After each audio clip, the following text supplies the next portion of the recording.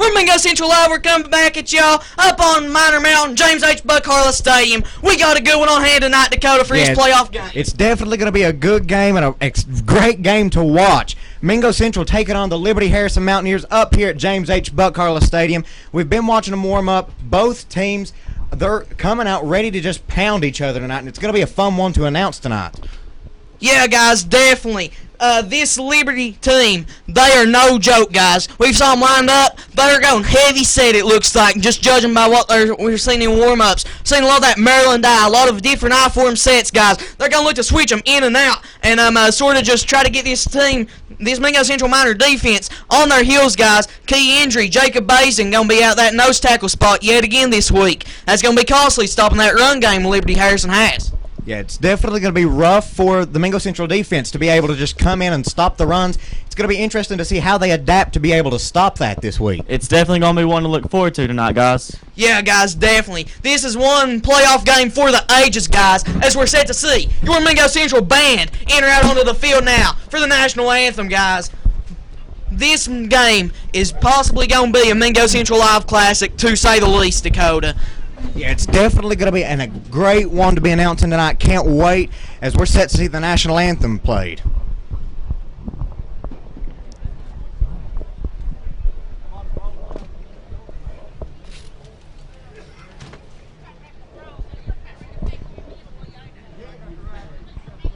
Good evening, ladies and gentlemen. Welcome to Mingo Central High School. Mountain and the Duck. Here is tonight's game between our visitors, the Liberty Harrison Mountaineers, and our home standing Mingo Central Miners.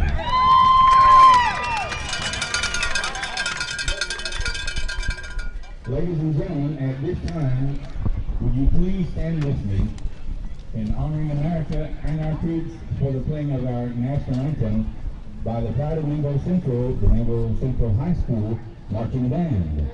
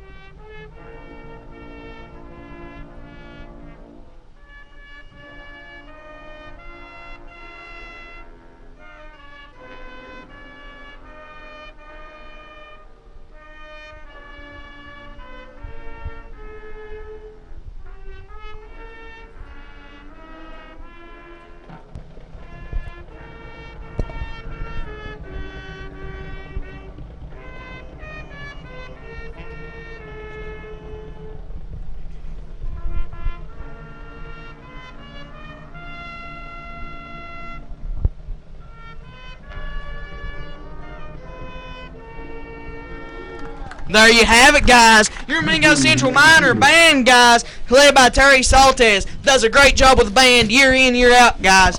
And they're gonna exit the field now. 10:46 left until your kickoff, guys. This ball game has all potential to be one to remember for the ages, guys. Yeah, I think this is going to be one of the most exciting games that we have announced all year, just by warm-ups alone. We have saw a lot in both of these teams. Mingo Central has faced few teams this year which have gave them a lot of competition. Winfield, Point Pleasant, they're the exceptions to that, but besides them, we've not really had a lot. But I'm expecting this game for the Mountaineers to come out and give Mingo Central a good game tonight, and it's going to be a fun one to announce. Yeah, definitely, guys. This Mountaineer team only has 2 losses on the season. That was to opponent from last week, Robert C. Byrd. They lost 48-14, along with a loss at home against South Harrison, 54-7, guys. But the rest of these games, they're huge games on their schedules, and they was all big victories for this Mountaineer team. So it's definitely going to be interesting to see how this one fares, and potentially the Robert C. Byrd game was a fluke, to say the least. Yeah, guys. Liberty Harrison Mountaineers, they're going to be led tonight by number 5, Seth McKinney, and we're going to upfront apologize for any names that we mispronounced throughout this game, guys, but they're going to be led by number 5, Seth McKinney, and it's going to be fun to see how he can compete against Jeremy Dillon. We know that he lacks a lot of consistency that we see in other quarterbacks, so it's going to be fun to see how he can fare tonight. Yeah, guys, definitely. I mean, we've saw him. He's got an amazing arm on him, just judging by what we saw in the pregame warm-ups. However, though, from what we saw on film all week long, guys, McKinney lacks that consistency, that you talked about earlier, Dakota. So it's going to be interesting to see how that fares against this Mingo Central team, who has had difficulty against the passing teams so far this season. Yeah, like we saw, he's thrown more interceptions than he has touchdowns. And Mingo Central is known for stopping a run play. And right now, that looks like it's all Liberty Harrison has. So it's going to be fun to see how Mingo Central's defense can come out and stop them, and what the Mountaineers, what their game plan will be tonight when facing the Miner defense. Yeah, guys, definitely. Couple key players to watch out for this game. It's going to be Trey Lester, Justin Barker, two of those big run stoppers up the middle for that Miner defense, guys. We know they love to go to town on it, guys. They love to swarm that ball carrier as soon as the snap is away. They like to jump right in the gaps and wreak havoc on other teams, guys. So it's going to be interesting to see how they play tonight. Yeah, guys, and also in the backfield for the Mountaineers, you're going to have number 44, Dalton Westfall. He is 6'4", 230 pounds. He is a monster, and he's just sitting in the backfield as their running back. Like Kyle said, they have the Maryland formation, and it's going to be an interesting thing to see how the Miner defense can compete against that type of offense. Yeah, Dakota, we've definitely seen a lot of different things tonight on playoffs. Yeah, guys, definitely. This Maryland is going to be an interesting game to call. I mean, it's something different than what we're used to, your typical schemes that we see. We was talking about it earlier. We're used to being shotgun, I-form, wishbone, something of that sort. But being able to call this Maryland it's going to be interesting to see how that fares out. Got 7:30 left now until your kickoff up here at James H. Buck Harless Stadium up at the Buck, guys. And this is going to be one heck of a ball game. I also like to welcome a new crew member, Heath Reynolds, guys. You're going to see him on the streams a lot more often here over the course of the rest of this season, guys, for football as well as basketball. It's going to be fun having you around, Heath. Thank you, Kyle. It's definitely an honor to be here with you guys. Guys, Seth McKinney, let's just talk about him for a minute. He is honestly a powerhouse under center, to say the least, Dakota. Yeah, we was watching during warm-ups. He can do anything that you put him to, and it's like we said, it's going to be fun to see the options that the Mountaineer offense has here, because no matter what you do, they've got 3 other options besides the quarterback that they can give it to run. So it's going to be fun to see the awareness of the Miner defense tonight. That's really going to play a huge part in this. Yeah, guys, McKinney, he's just a junior. You're going to see another year with him in this Mountaineers offense. So it's definitely going to be interesting to see how he can progress throughout the course of the rest of this season, as well as the next in the offseason, to see how he can lead this Mountaineer team, not just this season, but the next. Yeah, Kyle, and I'm also excited to see how our PAT kicker does tonight, Ethan Mendoza. We've saw in the past, he does pretty good most of the times. Like any kicker, though, he misses one every now and again, but it's going to be fun to see how he does in this vital playoff game for the Miners. Yeah, definitely, Dakota, coming in the later part of the season.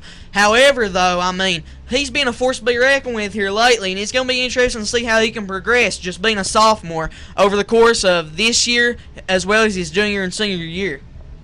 Guys, Jeremy Dillon is, of course, the one name you got to think about when you know you're going to be watching the Mingo Central game. And you got to expect he's going to be bringing his A game tonight in hopes of making them back to Wheeling after this game, as well as the winner from that Wayne and Fairmont Senior game that we're going to be seeing tomorrow. Yeah, guys, also Mingo Central really hoping to take the weight of the offense off of Jeremy Dillon and Dawson Eli's shoulders. These past few games, they have been packing the team, along with some members of the offensive line. But tonight, they're really hoping to just distribute it and give it to everyone, really, because Jeremy Dillon and Dawson Eli will not be able to win every game for them all the time. So it's really going to be up to the offensive line and the defensive line to make sure that we can stop them and that we can protect them. It's definitely going to be teamwork.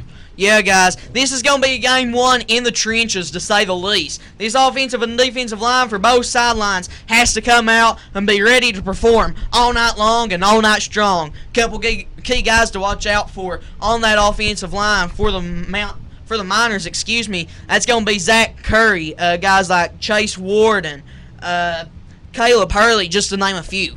Yeah, Kyle, I've been itching to get back in this press box and be able to announce some Miner football again. It feels like it's been forever, but I've only missed 1 week, but it feels like an eternity. But we've got 4 minutes, 20 seconds left until the game starts, and I just can't wait to see how this game turns out. It's definitely going to be a fun one to watch and an even better one to announce tonight. As you guys can see on your screen, they're already lining up to welcome the Miners out onto the field. Yeah, guys, we're set to see this crowd go crazy up here on Miner Mountain. We've got 4 minutes left until the kickoff, as you set to see the captains come out onto the field here in just a few moments as well. Let's talk about this fan base from Mingo Central just a little bit. No matter where it is, no matter who they're playing, it is a packed house everywhere, even on away games. It's not often that you see a high school football team with that much support behind them. Yeah, you definitely got supporters out there, especially in this cold weather. Yeah, guys, definitely, and it's amazing to see that. Not just as far as coming out for a home game, but also this Miner fan base. They travel as well, as we've saw at games such as Point Pleasant, one of the farthest away on the schedule, guys. They definitely don't care to travel for the Miners. No, it doesn't matter what type of weather it is. You give them a football game, and they will be there in the masses, and it's incredible to see a high school football team with that much support going behind them. Yeah, and it's really amazing to see how the consolidation of the 4 high schools in Mingo County has really went from 4 schools into just one whole heart of a county coming together, guys, and being able to really form a family in Mingo County. Yeah, the fans out there really have a heart for football. Definitely, guys. Got 2 minutes, 45 seconds left now until your kickoff, as we're set to see the Miners enter the field in just a few moments. Your captains are coming out onto the field now. That's going to be Dalton Fields, Zach Curry, Jeremy Dillon, and Caleb Hurley. Guys, this ball game is honestly going to be one of the best that you'll ever witness Mingo Central live calling, to say the least, because it's going to be an amazing game, and we are more than excited and more than glad to be bringing this to you guys. We just want to say a quick thank you to all y'all viewers. Y'all are honestly what keeps us coming back week in, week out, guys, and what's made us become the streaming crew that we have today.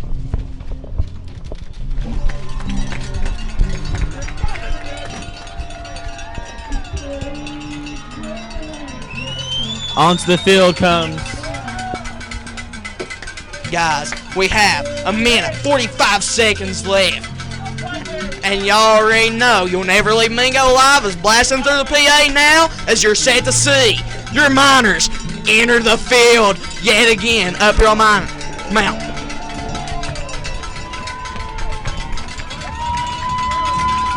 Here we go, guys. And here come your 2017 to 2018 Mingo Central Miners entering the field as the fans are going crazy. You got a minute, just a little bit over a minute left until the kickoff. Guys, the captains are entering on the midfield, and guys, this ball game has all potential to be one of the best we see all year. Yeah, in my opinion, there's no better start at the beginning of a game than at Mingo Central when they turn on that song and it gets to the last line, "You'll never leave Mingo alive." These people, these players, they come out and they fight as hard as they can to make sure that they come away with the win. Yeah, and they make sure that opposing team doesn't leave Mingo alive. Guys, we got 30 seconds left. The coin flip is on at midfield, as you can see there. Guys, this ball game here, we are honestly just blessed to be able to come back at y'all week in, week out in this press box, do what we love, and we can't say thank you enough to all you amazing viewers out there. Yeah, we definitely wouldn't be able to do it without you all. We appreciate you all tuning in, and especially buying these subscriptions. It really means a lot that you will do that for us, and you know, it benefits everyone, and we're just glad to have you all around because we appreciate every single one of you. Yeah, guys, definitely, to say the least. I mean, honestly, y'all are the best. We can't stress that enough either, because y'all are the heartbeat of Mingo Central Live. It ain't me, Dakota, Justin, and he sitting up in here calling a ball game. It's you guys sitting on the couch with y'all's families watching us week in, week out, and we can't say thank you enough for the blessing of being able to do that. Yeah, we're also incredibly blessed to be able to announce playoffs this year. Last year we didn't get it, but this year we did. And it's a great blessing, and we're glad to have it and be able to do it this year. Yeah, guys, I remember whenever we was first introducing this NFHS deal that we pulled. A couple of y'all was questioning what the big surprises was that we was mentioning in those videos in regards to this new NFHS, guys. And this was one of the key things that really got us into it. And honestly, we can't say thank you enough to the NFHS Network for being the great streaming service they are and being able to help our viewers in every single way. And honestly, guys, y'all are the best out there. We got 12 minutes on the clock. This Mingo Central team is coming out onto the field, guys. This is going to be one heck of a ball game, and we can't wait to call it. The energy's definitely high out there on the field. Yeah, it's definitely time for some Miner football. You can feel the energy radiating throughout the stadium right now. It's definitely amazing. You got fans on the edge of their seats, ready to start this game off. Including commentators as well up here in the press box, guys. Set to see. The Mountaineers get the ball first. Seth Gold set for the kickoff. We got 12 minutes on the clock, and we are ready for Mingo Central Miner football action. Seth Gold, the kick is away. It's going to be recovered to the 15. It's muffed, actually, to the 20. He's out to the 25. Trying to find a hole, and he's going to be brought down hard on the 28, 29-yard line by Caleb Hurley. What a play by Hurley there on the special teams, Dakota. It's going to be returned by number 2 for the Mountaineers, Savion Beafor. Again, we apologize for if we mispronounce these names. It's just we're used to simple names like Kyle and Dakota, and when we see Savion, it gets a little confusing us. We're set to see the Mountaineer offense coming out now. Definitely going to be fun to see. They're going to be set up in Maryland I here. Quarterback under center. Ball is snapped. McKinney hands it off to number 44, Westfall, and he's going to be taken down by the Miner defense. Pickup of about 4 yards on the play. Man, Westfall is just a huge body out there. Kind of puts you in mind of former Giants running back Brandon Jacobs a couple years ago. Just a big body out there, a bowling ball, who's able to find his hose and just shoot right through him for a pickup of 3 or 4 yards in a cloud of dust football. Yeah, he definitely looks like the kind of man who would be able to make his own hole if the offensive line doesn't make one for him. As they're coming right back out in the Maryland I formation, again, quarterback under center. McKinney hands it back off to Westfall. Westfall, he's going to pick up the first down, and he's going to be taken down by the Miners. Pickup of about 8 on the play. And that's going to move the chains for a Mountaineer. First down, guys. 11 minutes, 14 seconds left. As now we're set to see McKinney line the troops back up and get ready for this 1st and 10 play. Yeah, the Miners defense is really going to have to figure out something. This Maryland I formation, it's definitely going to confuse them a little bit, but eventually they're going to catch on and learn how to handle it. As they're coming right back out in the Maryland I formation, McKinney under center again, awaiting to snap the ball here. Ball is snapped. McKinney going to hand it off to number 24. Now he's going to pick up about 5 yards on the play. Number 24, Broderick Lance on the play. Good carry there for a pickup of about 5 yards. Definitely, guys. That's going to bring up 2nd down and 5 now for the Mountaineers. And honestly, this is a huge drive. If they can go out here, move the ball all the way down the field and get points up on the board on these Miners defense, they can get some momentum swinging their way. Yeah, and like we've saw multiple times, momentum matters a tremendous amount in any sport that you play, because whoever the momentum's swinging for, they're going to be able to come out and they're going to be able to pound as hard as they want. Maryland I formation again for the Mountaineers. McKinney under center. He's going to be awaiting the snap. Ball is snapped. He's going to hand it off to number 40. He's taken down. Stuffed, only picking up 2 yards that time. The shortest run of the game so far. Yeah, very short-lived. Yeah, that was Westfall on the carry. Going to bring up 3rd down now for the Mountaineers. Actually, they're going to enter Miner territory, though, on the 49-yard line. 3rd down and 3 now for the Mountaineers. And you got to expect we're going to see that Maryland die yet again. Possibly, more than likely, a fullback dive or a power O, as we saw all night long and all night strong. Yeah, Kyle, it's like the saying, if it ain't broke, don't fix it. And right now it's working pretty good for them as they're setting right back up in that Maryland I formation. McKinney under center, trying to make the defense jump, but it doesn't work. McKinney, ball is snapped. He's going to hand it off to Westfall. Westfall is going to pick up the first down. Man. He's going to pick up about 3 yards for the Mountaineers. Ran that power row, guys. As predicted just a minute ago, going to move the chains for a Mountaineer. First down yet again. The ball is going to be placed right around the 46-yard line as the Mountaineers setting up shop on a new set of downs, guys. McKinney getting the troops line back out in the huddle.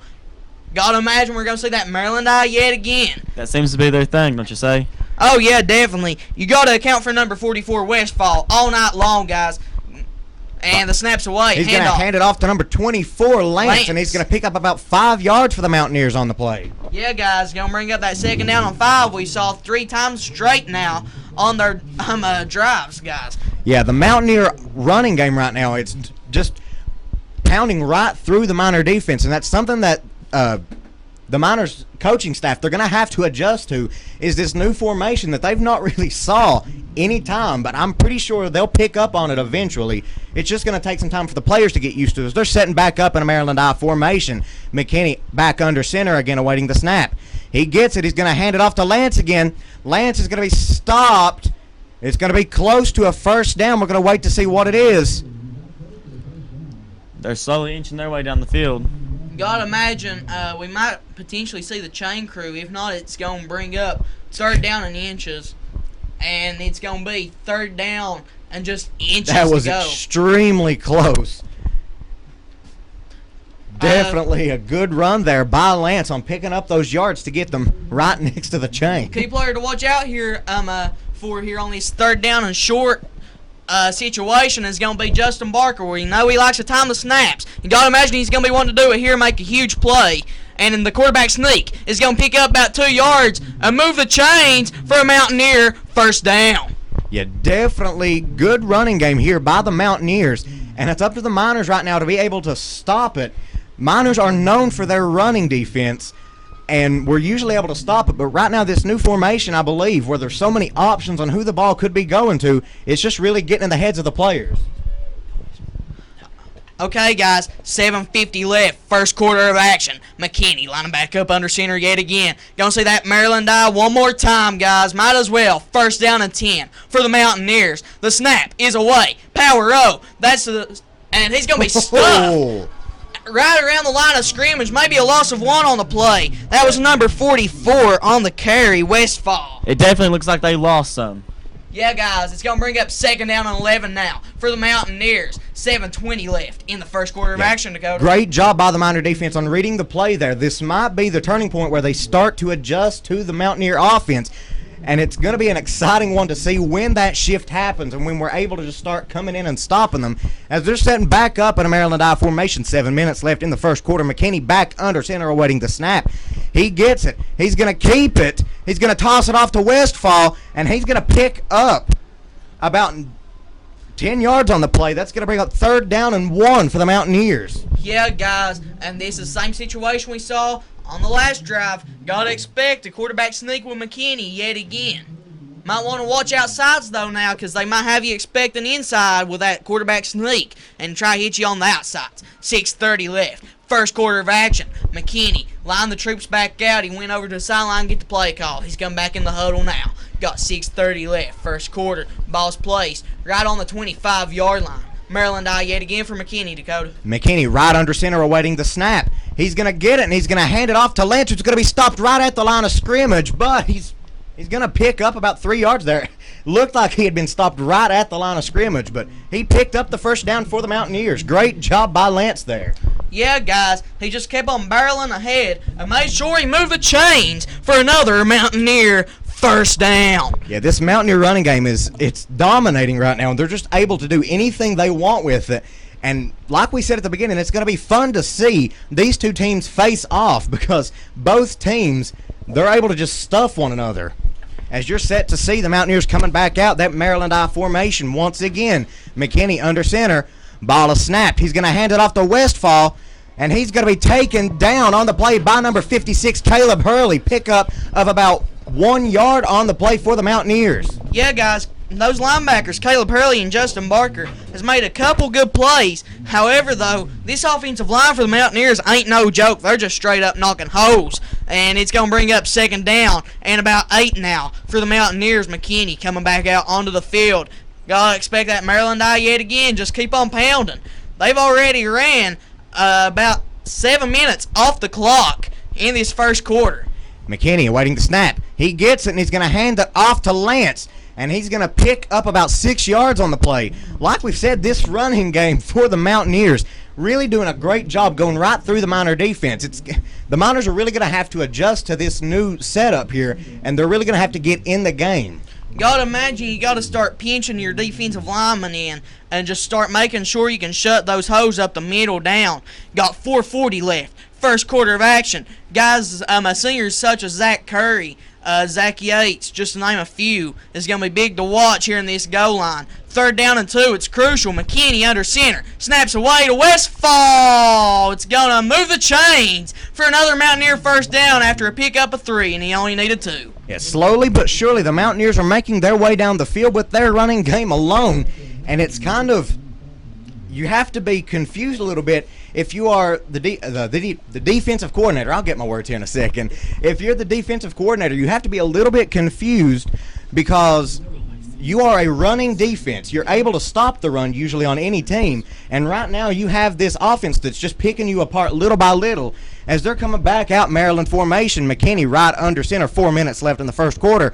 Ball is snapped. He's going to hand it off to Lance, and he's going to pick up about 5 yards for the Mountaineers, making it 2nd and goal at the 5-yard line. Yeah, guys, I mean, we haven't really saw that many runs to the left for them, guys, the top of your screen. We saw all runs to that right side, right up the gut. So we got 3:40 left now in the first quarter of action. The ball is placed right on the 5-yard line. 0-0 is your score still. And, guys, this Mountaineer team has just been running clock and taking names.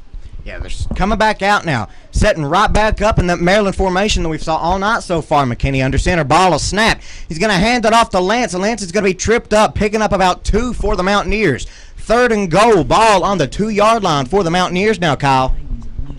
Okay, guys, this is a huge play here. 3rd down and go. And this Mountaineer team, they need this, guys. Gotta imagine it's gonna go right up the gut to Westfall yet again. Just see what they can make happen. Possibly a power L. You might want to watch out for them pulling guards and just try to fill that gap. Because you know that's what they've been wanting to do. All game long, all game strong.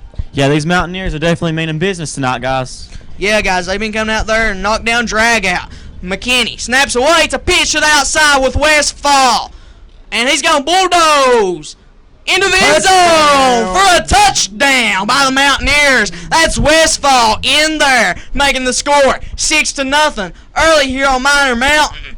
Man, the Mountaineers are on top. As you got to imagine, we're going to see the PAT attempt now by number 4.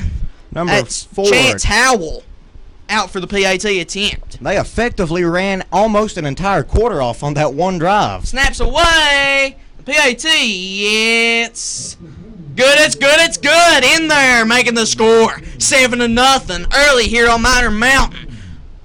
Guys, this Mountaineer team is no joke. We saw them come out here, just run the clock, and just take names, to say the least. Yeah, they took almost 10 minutes off the clock with one drive, almost used an entire quarter for scoring one touchdown. And that's going to be a little bit of a problem for Mingo Central because Mingo Central is a fast scorer. They don't like to take that much time. They like to pound it into the end zone and then get right back to defense. So they're really going to have to adjust their game drastically here in order to accommodate for the Liberty offense. Yeah, guys, it's going to be interesting to see how that fares out, guys, because head coach Joey Fields, he's used to just having teams try to match our tempo and trying to match that pace. However, they know that we got the speed advantage, so they're just going to try to slow things down and play their game one down at a time. Being able to adapt is going to be the big part tonight, it looks like, guys. Yeah, guys, definitely. But we do know one thing. It's Joey Fields is a chess player out there when he's while others are playing checkers. He's definitely the king of halftime strategies, and he can definitely turn a team around in that second half of action. As now we're set to see Howell back out on for the kickoff yet again. 2:42 left on the clock in the first quarter of action. As we're set to see Mingo Central Miner offense right after the kickoff by Howell. You got Devin Turner along with Josh Reed back there for the Drew Hatfield along with Josh Reed back there for the return. And the kick is away. It's going to be missed, and he's going to pick it up on the 15, going to try to reverse the field, and he's back on the other side to the 15 to the 20. He's out to the 25 to the 30.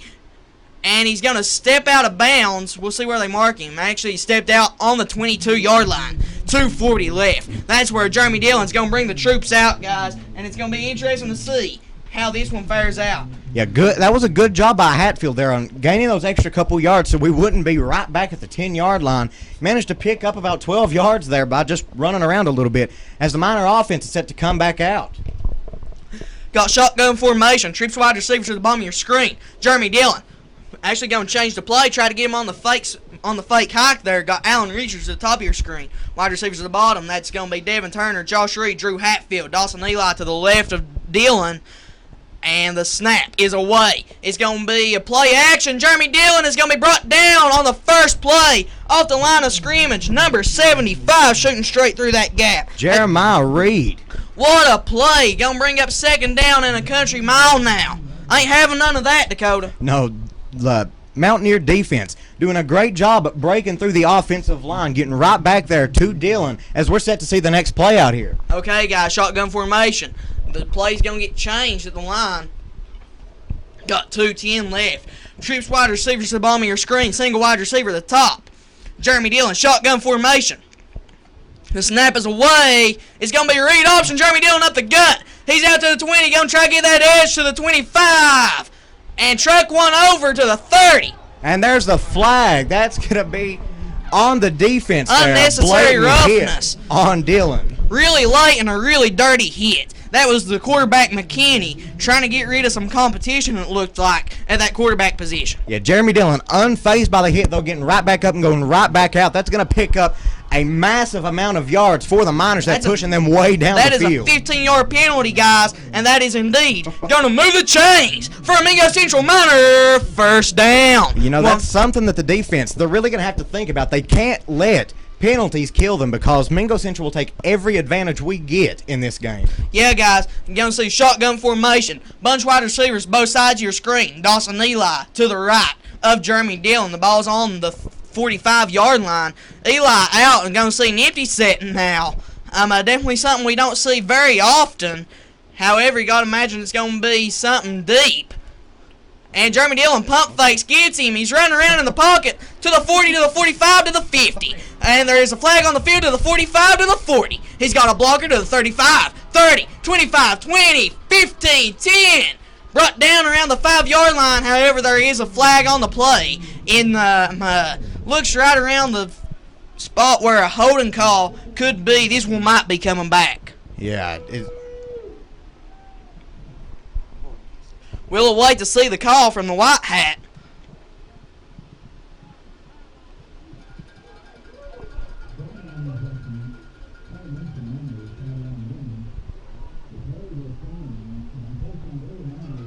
I missed the call, guys. Yeah, I didn't really see what. Oh, it's going to be a sideline infraction. All Mingo Central. It's not going to affect the spot of the play, guys. Ball is still on the 5-yard line. It's first and goal for the Mingo Central Miners. What a difference in tempo. Mountaineers taking 10 minutes to score a touchdown. Miners just took 1 minute to get on the 5-yard line of the opposing team's field. And a pickup of about 2 to Eli there on the goal line. Yeah, it's definitely going to be interesting to see how the Miner offense with Dawson, Eli, and Jeremy Dillon, how they're going to be able to run. As we saw, Jeremy Dillon can manage to juke and jive a little bit and break free and run down the field. He gained some serious yardage out there, guys. Yeah, but guys. like we've said, he can't pack it on his back the entire game, though. Yeah, it's going to be a team effort for sure. Yeah, definitely. Jeremy Dillon, Joystick Jeremy, we should call him. Shotgun formation. The snap's away. It's going to be a handoff to Eli at the Touchdown! For a touchdown on the play. Dawson Eli find the end zone for 6 more, making the score 6-7. 47 seconds left in the first quarter of action. Miners are still down. Got to imagine we're going to see the sophomore that we mentioned in the pregame, Ethan Mendoza, come out for the PAT attempt. Yeah, a lot of pressure put on him right now. We're going to have to see if he makes this. We tie it. If he misses, we're still down a point. So there's a lot of pressure riding on Mendoza's back right now as he's set to kick this off. We're going to see how he does. It's really, sometimes you just got to wait to see when he kicks it. Yeah, guys, definitely. I'm taking his time on it. Snaps away. The kick is up. Mingo! It's good, it's good, it's good. Ethan Mendoza in there for one more. You're doing a great job there, keeping everybody on the edge of their seat. You don't see a whole lot of PATs in high school football. See, anytime someone does something like that, everyone gets just a little bit nervous to see how it's going to happen. And like you said, Kyle, the change in tempo, it took the Mountaineers 10 minutes to score, took the Miners a little over a minute. Yeah, guys, so it's definitely a change of tempo, and it's going to be interesting to see how two different tales of teams can come together in this matchup and just see what it creates. Honestly, turnovers is going to be your big key factor into this game. Whoever can get that extra possession is going to have an upper hand. Yeah, and you're really going to hope at this point that it's Mingo Central, because it doesn't take us long to score at all, because we're one of those we've got it, we've scored kind of teams. That's what we try to be, at least. But Liberty, they like to slow things down and take their time, just hoping that they can that they can stop the other team. But that usually doesn't work with Mingo Central, because we have a very versatile offense. And honestly, the Mountaineers, it looks like if it comes to a fourth down situation for this offense, it's still going to be fourth and inches. If that, it's going to come to a really close stand around those chains, guys, because they're just proficient. They're really efficient in moving those sticks here and there and everywhere. 47 seconds. We got a Miners kickoff getting ready to start up here. Yeah, guys, got Seth Gold on for your kickoff yet again. And he's the busiest man in Mingo County when a Mingo Central Miner football game comes around. The kick is away by Gold. It's recovered around the 17-yard line out to the 20. He's at 25, 30. And he's going to be brought down hard by a Mingo Central tackler. Missed who it was. That's 55. Chase Warden in there on the tackle, the defensive end, guys. I hope we see a lot more out of him. He's got a big potential, and we saw it on a huge drought in that last game. Yeah, the return for the Mountaineers there was by number 2, Savion Beafor. Did a pretty good job there picking up those extra yards. As you're set to see the Maryland I formation, might as well just call them Maryland now. They're coming back out McKinney right under center. 40 seconds left. Ball is snapped. He's going to hand it off to Lance. Lance not going to pick up a yard. Going to be stuffed right at the line of scrimmage by the Miner defense. We definitely see the Miners adapting to their play. Yeah, you know, at this point, they're really hoping that this is what it's going to shift to, that they're just going to be able to stop it, and that we're going to transition into that running defense team like we have been all season. That Maryland I definitely got shut down quick this time, guys. Yeah, guys, it's going to be interesting to see. They still got second, third, and fourth down, guys. So it's going to be interesting to see just how they can play it out here. They saw that Mingo Central's going to be bringing the house now, it looks like, on this Maryland I-form set. Might potentially see play action or something, trying to hit the outsides like a toss or something like that. Trying to get on the outsides. That's going to be the end of your first quarter. We're all knotted up here, 7-7. Up on Miner Mountain, guys. One of the lowest scoring first quarters of action we've saw in a very long time up on the mountain. Yeah, had the potential to be for there to be a couple more scores in this quarter, but Liberty Harrison Mountaineers taking a extremely long time to score there, really just draining the clock out as much as they can with that all-run game that they have. Yeah, definitely, guys, and they're definitely efficient in it. You got to be accounting for it all game long, all game strong, because if not, they're going to be looking to pound it and continuously pound it. Everyone in this stadium's definitely on the edge of their seats tonight. Yeah, guys, as we're set now, here in just a moment, to see your second quarter of action and what has been a really amazing ball game to watch so far, and it's going to continue to be one, and we can guarantee you that. Yeah, definitely going to be an exciting one to see. Like we've said from the beginning, it's going to be a battle of the offense and defensive line, and so far that has been true to the letter. Like, it's been incredible on how strong this game has relied so far on the offensive and defensive lines. It's definitely a pretty good matchup, Dakota. Okay, guys, as we're set now to see the second quarter of action, Mountaineers ball is on the 31-yard line, 7-7. That's your score. In what has been an amazing ball game, set to see I formation for McKinney yet again, Maryland I, and he ain't even gonna get the handoff off. What a play, guys! It's gonna be number 36 for the Miners with the sack. That's Josh Kinder, the safety, came all the way down, shot right through the gap, and made an amazing play on the quarterback. Now you gotta watch here, though, guys.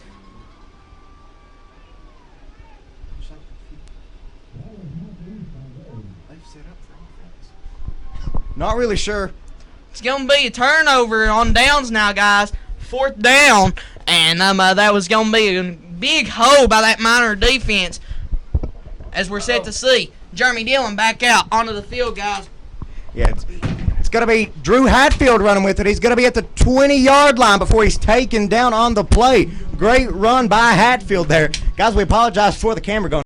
The battery went dead on us, and we apologize for that. We've got a bunch of batteries here in reserve, and luckily we got that one right back on there before you all missed too much. Yeah, guys, shout out Lee cameraman Justin Harrison doing a great job.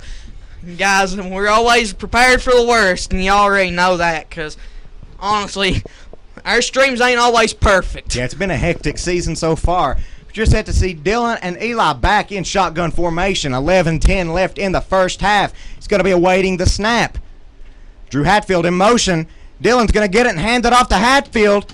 And he's going to pick up the first down, and he's going to be out at about the 15-yard line there. Pickup of about 6 for the Miners there. Great run by Hatfield. What a play by Drew Hatfield. Not just that, but the running back, Dawson Eli, getting out there and setting a huge block to seal that edge off for Hatfield so he can move the chains for a Miner first down. You know, Kyle, like we said earlier, all it took was one possession. The Miners got this possession, and we also get the ball back at the start of the second half here. So this might be what the Miners needed to just be able to score quick, as you're going to see the Miners setting back up shotgun formation. Trips receivers to the bottom of your screen. 10:58 left in the first half. Looking to the sideline for their play. That's a mouthful, ain't it, Dakota? Yeah. Man in motion going to make an empty set Hatfield's now. going to get it, and he's going to keep it. And he's going to pick up about 4 yards there for the Miners, making it second down at about 6 for the Miners. Dylan, my bad. Okay, guys. Got Get in the moment, you kind of just, everything goes blurry for a little bit. Yeah, guys, I mean, it's definitely an amazing feeling being able to get up here and announce these games for you guys. Got second down and about 6 now for the Miners after the big run by Dillon, picking up 4. Jeremy Dillon and Dawson Eli in the backfield shotgun formation. Double receivers on both sides. Dillon gets the ball. He's going to be running with it, looking for someone. He's going to pass it off. Incomplete pass there. Intended receiver was, can't catch the number on him. That's 45 Barker. Number 45. No, wait, that was 13. 24. That was number 24. Alan Richards was the intended receiver. Dillon almost getting sacked in the backfield by Westfall. Extremely close there. He was lucky to get it off before he got sacked there. Shotgun formation, bunch receivers on both sides of the field right now. Ball is snapped. He's going to give it off to Dawson Eli. There's going to be a flag on the field. False start on the offense. Costly penalty. It's going to make it now 3rd down and about 13 instead of 3rd down and 8. Yeah, we're going to see what the Miners are able to pull out here. 10-16 left in the first half. They have the chance to take the lead here with this drive if they can manage to get the first down. Going to be shotgun formation. Looks like they're going to be lining up bunch receivers on both sides of the field as they're looking to the sideline awaiting the call. Dillon, he's going to be awaiting the snap along with Eli. Ball is snapped. Dillon drops back to pass. He's going to gun it off to number 13, Drew Hatfield. He's going to get to the 10, to the about 6-yard line. And that's going to pick up. It's going to make it 4th down at about 3 for the Miners now. Drew Hatfield slow to get up after that play. Brought down hard out of bounds by number 24 by the Mountaineers. That was Lance. 10 minutes, 8 seconds left in the first half. Miners, they're going to go for the first here. 4th down and about 4, actually, as they're going to be set up shotgun formation. Bunch receivers on both sides of the field. Dillon awaiting the snap. He's going to get it. He's going to keep it as he's going to be intent. He's going to get the first down. What a He's going to be play. taken down about the 3-yard line. Man, what a play by Jeremy Dillon. Guys, Jeremy Dillon, when he's getting that edge, defensive ends think they got him because they'll set that edge on him. But he can just get him with a stiff arm and get that edge and be able to move the chains for a minor first down to the 3-yard line. Yeah, if you all can't tell, my English isn't all that good tonight. Not Should able lay to off them speak. Spanish classes, Dakota. Yeah, I know. I need to take more English, apparently. It's going to be Dylan back in shotgun formation along with Eli. Bunch receivers to the bottom. 10 minutes left in the first half. They're going to try to get the touchdown here. Man in motion, Man. Barker. Dylan gets the ball. He's going to keep it.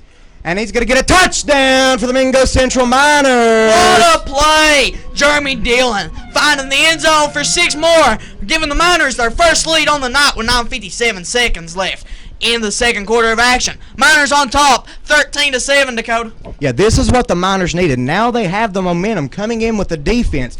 They're going to have to try to stop that funky formation that the Mountaineers are running. So it's going to be interesting to see how this goes on here.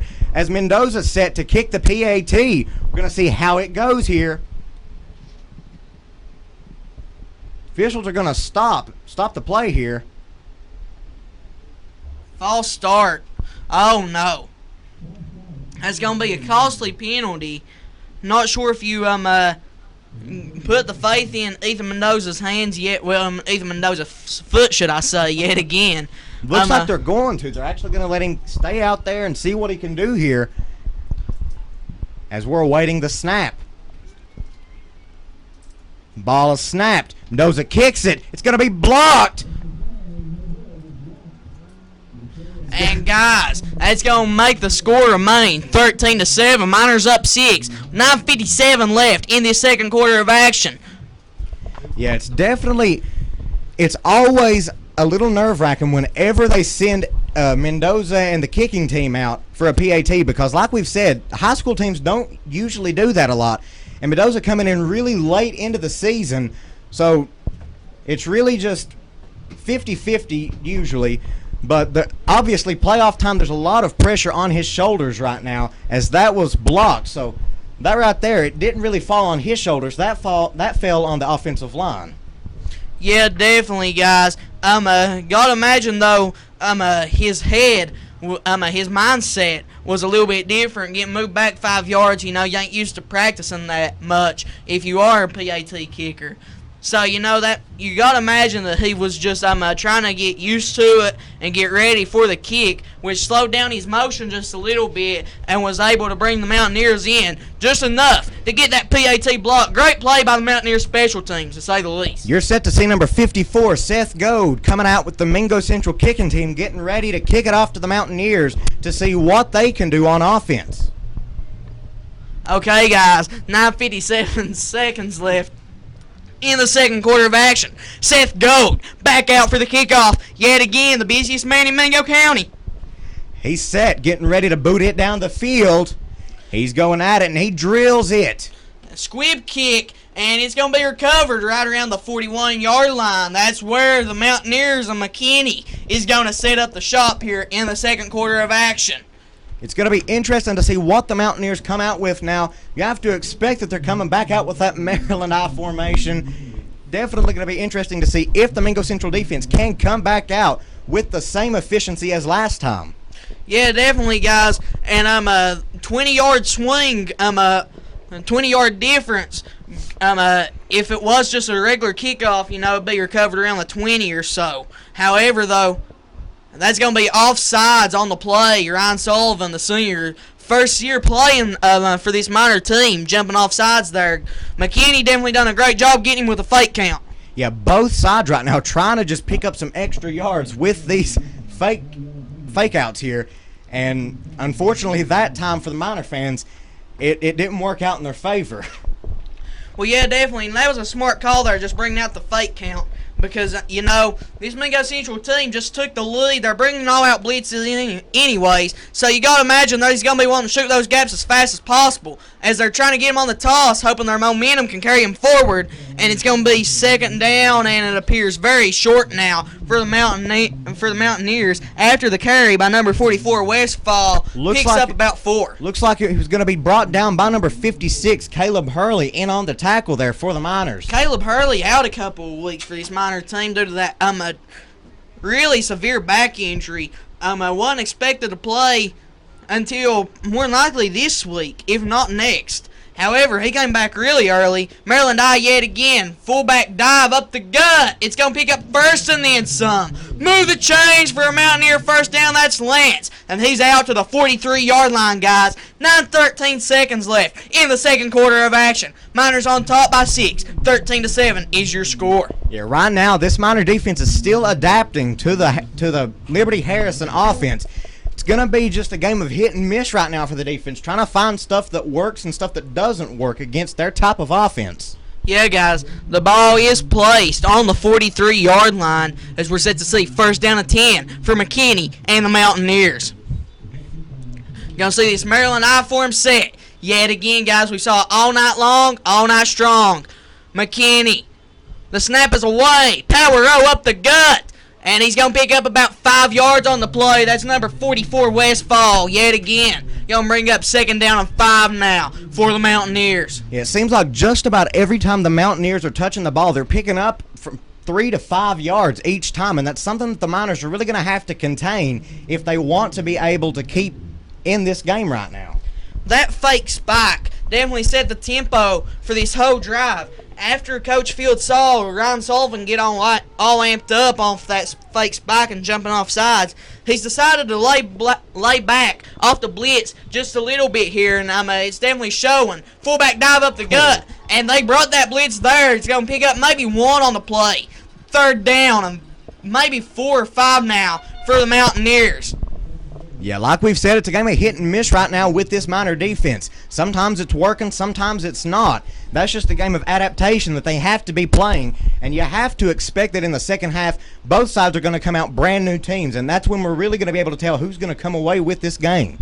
Definitely, guys. That second half is vital in the game of football. That's where games are won and where games are lost. That's where the fat lady sings at the end, guys. Got third down, 5 now. Maryland I formation yet again. Snaps away, power up the gut. And he's going to be stuffed after a pickup of 1. Great play, Justin Barker, Zach Yates, Caleb Hurley. All 3 got in there on the tackle, doing a great job. Fourth down and 4 now for the Mountaineers. Yeah, we're going to see what they do here. Last time they tried it, it didn't go well for them, and the Miners ended up scoring off of it. So they're really going to have to be careful with their play call here. Yeah, definitely, guys, because honestly, that was a big shift in momentum, and they're going to go back out and go for it yet again. Fourth down and 4. McKinney's out there, and they're all amped up. Got 4 seconds on the clock, running out of time. Maryland I snaps away. And it's going to be quarterback keeper. Ball's out. Oh. And it's going to be recovered to the 40. He's 30, taking it all the 20, way down 15, the field. 10, 5. Touchdown! Go Central Miners! What a play on the field. What a way to change that game on that fourth down play right there. What a play. Yeah, guys, that's number 10, the wide receiver corner, Josh Reed, getting in there and picking up the fumble and taking it all the way back for 6. Miners on top, 19-7. What a shift in momentum, Dakota. Yeah, that was a great job by the Miner defense. Someone sticking their hands out and smacking the ball, making sure it didn't get where it was supposed to. As you're set to see Dylan and Eli back in the backfield shotgun formation, trying to pick up the 2-point conversion right now. 6:29 left in the first half. Miners up 19-7, looking to make it 21-7. They're looking at the sideline awaiting their play. I honestly don't think there was one person sitting down in the stands during that time. Oh, no, definitely not. Josh Reed, the two-sport athlete, plays basketball as well as football. First year playing football as well. Shotgun formation, Eli in motion, and Dylan awaiting the snap. Actually, man in motion. That's going to be Drew Hatfield rolling out, looking, hitting fast. Pass was too low, dropped on the play. Score's going to remain 19-7. Miners on top by 12. 6:29 left in the second quarter of action. Yeah, with these extra points for Mingo Central right now, it's really just one of those 50-50s. When they kick a PAT, you don't know what's going to happen. When they do a 2-point conversion, you don't know what's going to happen right now. They are 1 for 3 on the point afters on the night so far, guys. Got 6:29 left in a crucial play that we just witnessed. Josh Reed taking it to the house for 6. Done a great job. He saw the ball loose and saw an offensive line getting close to it. The offensive lineman was gaining speed too. Reed just reached out there and swatted on down the field and then picked it up and ran it on in for the touchdown. Great play by Reed. Okay, guys, as we're set to see the busiest man in Mingo County come back out onto the field yet again, Seth Gold for the kickoff. It seems like about every 2 minutes we're calling his name because Mingo Central has scored again. Exactly, guys, the busiest man in Mingo County. We got 6:29 left. Second quarter of action. Miners are on top by 12, guys, if you're just tuning in with us. As we're set to see now, Savion Buford out there for the return. He's going to set up shop on the 15-yard line as we're set to see the foot of Seth Gold here, lining up on the 40 for the kick. Seth Gold getting ready to kick it down the field right under 6:30 left in the first half. We're going to wait to see how the Mountaineer offense can do this time against the Miner defense, who has shut them down 2 times in a row so far. Yeah, guys, it's going to be interesting. This is a big drive for the Mountaineers, guys. They need some momentum. Gold, the kick is away, and it's a deep one. It's going to be recovered. 15-yard line to the 20. He's out to the 25, and he's brought down right there on the play. It's going to be number 24 on the return, Broderick Lance, not picking up many yards at all there. Guys, what a great open field tackle by number 1, Matthew Browning. What a play. Okay, guys, McKinney bringing the troops back out onto the field yet again. 6:24 left, second quarter of action. Miners are on top 12. McKinney's looking to change that score, though, guys. The ball's placed on the 25-yard line. McKinney coming back out into the huddle now. Got to imagine we're going to see a lot of number 44 yet again, Westfall, here on this play. Ain't very often you see a running back playing that blitz and defensive end as well as linebacker spot. Okay, guys, pickup of about 1 on the play. Gonna bring up second down, and we'll still call it 10. What a play by this Miners defense, guys, just swarming that ball. Yeah, I think the shift that we have been waiting for with this Miner defense is starting to happen. They're learning how to read this offense, and it's coming in handy, obviously, because we've stopped them 2 times in a row, looking to go 3 times here, but they're going to have to keep coming out and pounding them just like they have been here recently. Yeah, definitely, guys. It's going to be interesting to see if they can stay consistent in this run stopping. Maryland yet again. Play action. And he's going to look to hit the screen pass. And he's going to be swarmed. Ain't often you see a screen pass get read like that. He's actually going to lose about 3 on the play. It's going to bring up a third down and a country mile now for the Mountaineers. Third down and about 12 or 13. 5:25 left in the first half as the Mountaineers are struggling to pick up this first down. Like you said, Kyle, third down and about 12. It's going to be difficult for them to come out here and get this first down unless they manage to pick up the run that they have been doing pretty well with tonight. Yeah, definitely, guys. That first drive for the Mountaineers wasn't so great for that Miners defense. However, Joey Fields, as we mentioned, he's playing chess while others are playing checkers, and the play's going to get blown dead. Going to be a timeout for the Liberty Harrison Mountaineers. Yeah, guys. I'm going to take a timeout here. This is a huge play. Third down and a country mile. They need this one. Yeah, it's definitely a crucial set of downs here for the Mountaineers. They have to pick up this first down if they want to have any momentum at all coming into this second half, because there is still plenty of time for the Miners to score again if they turn this ball over. But it's up to the Mountaineers right now to pick up this first down if they want to keep running the clock down.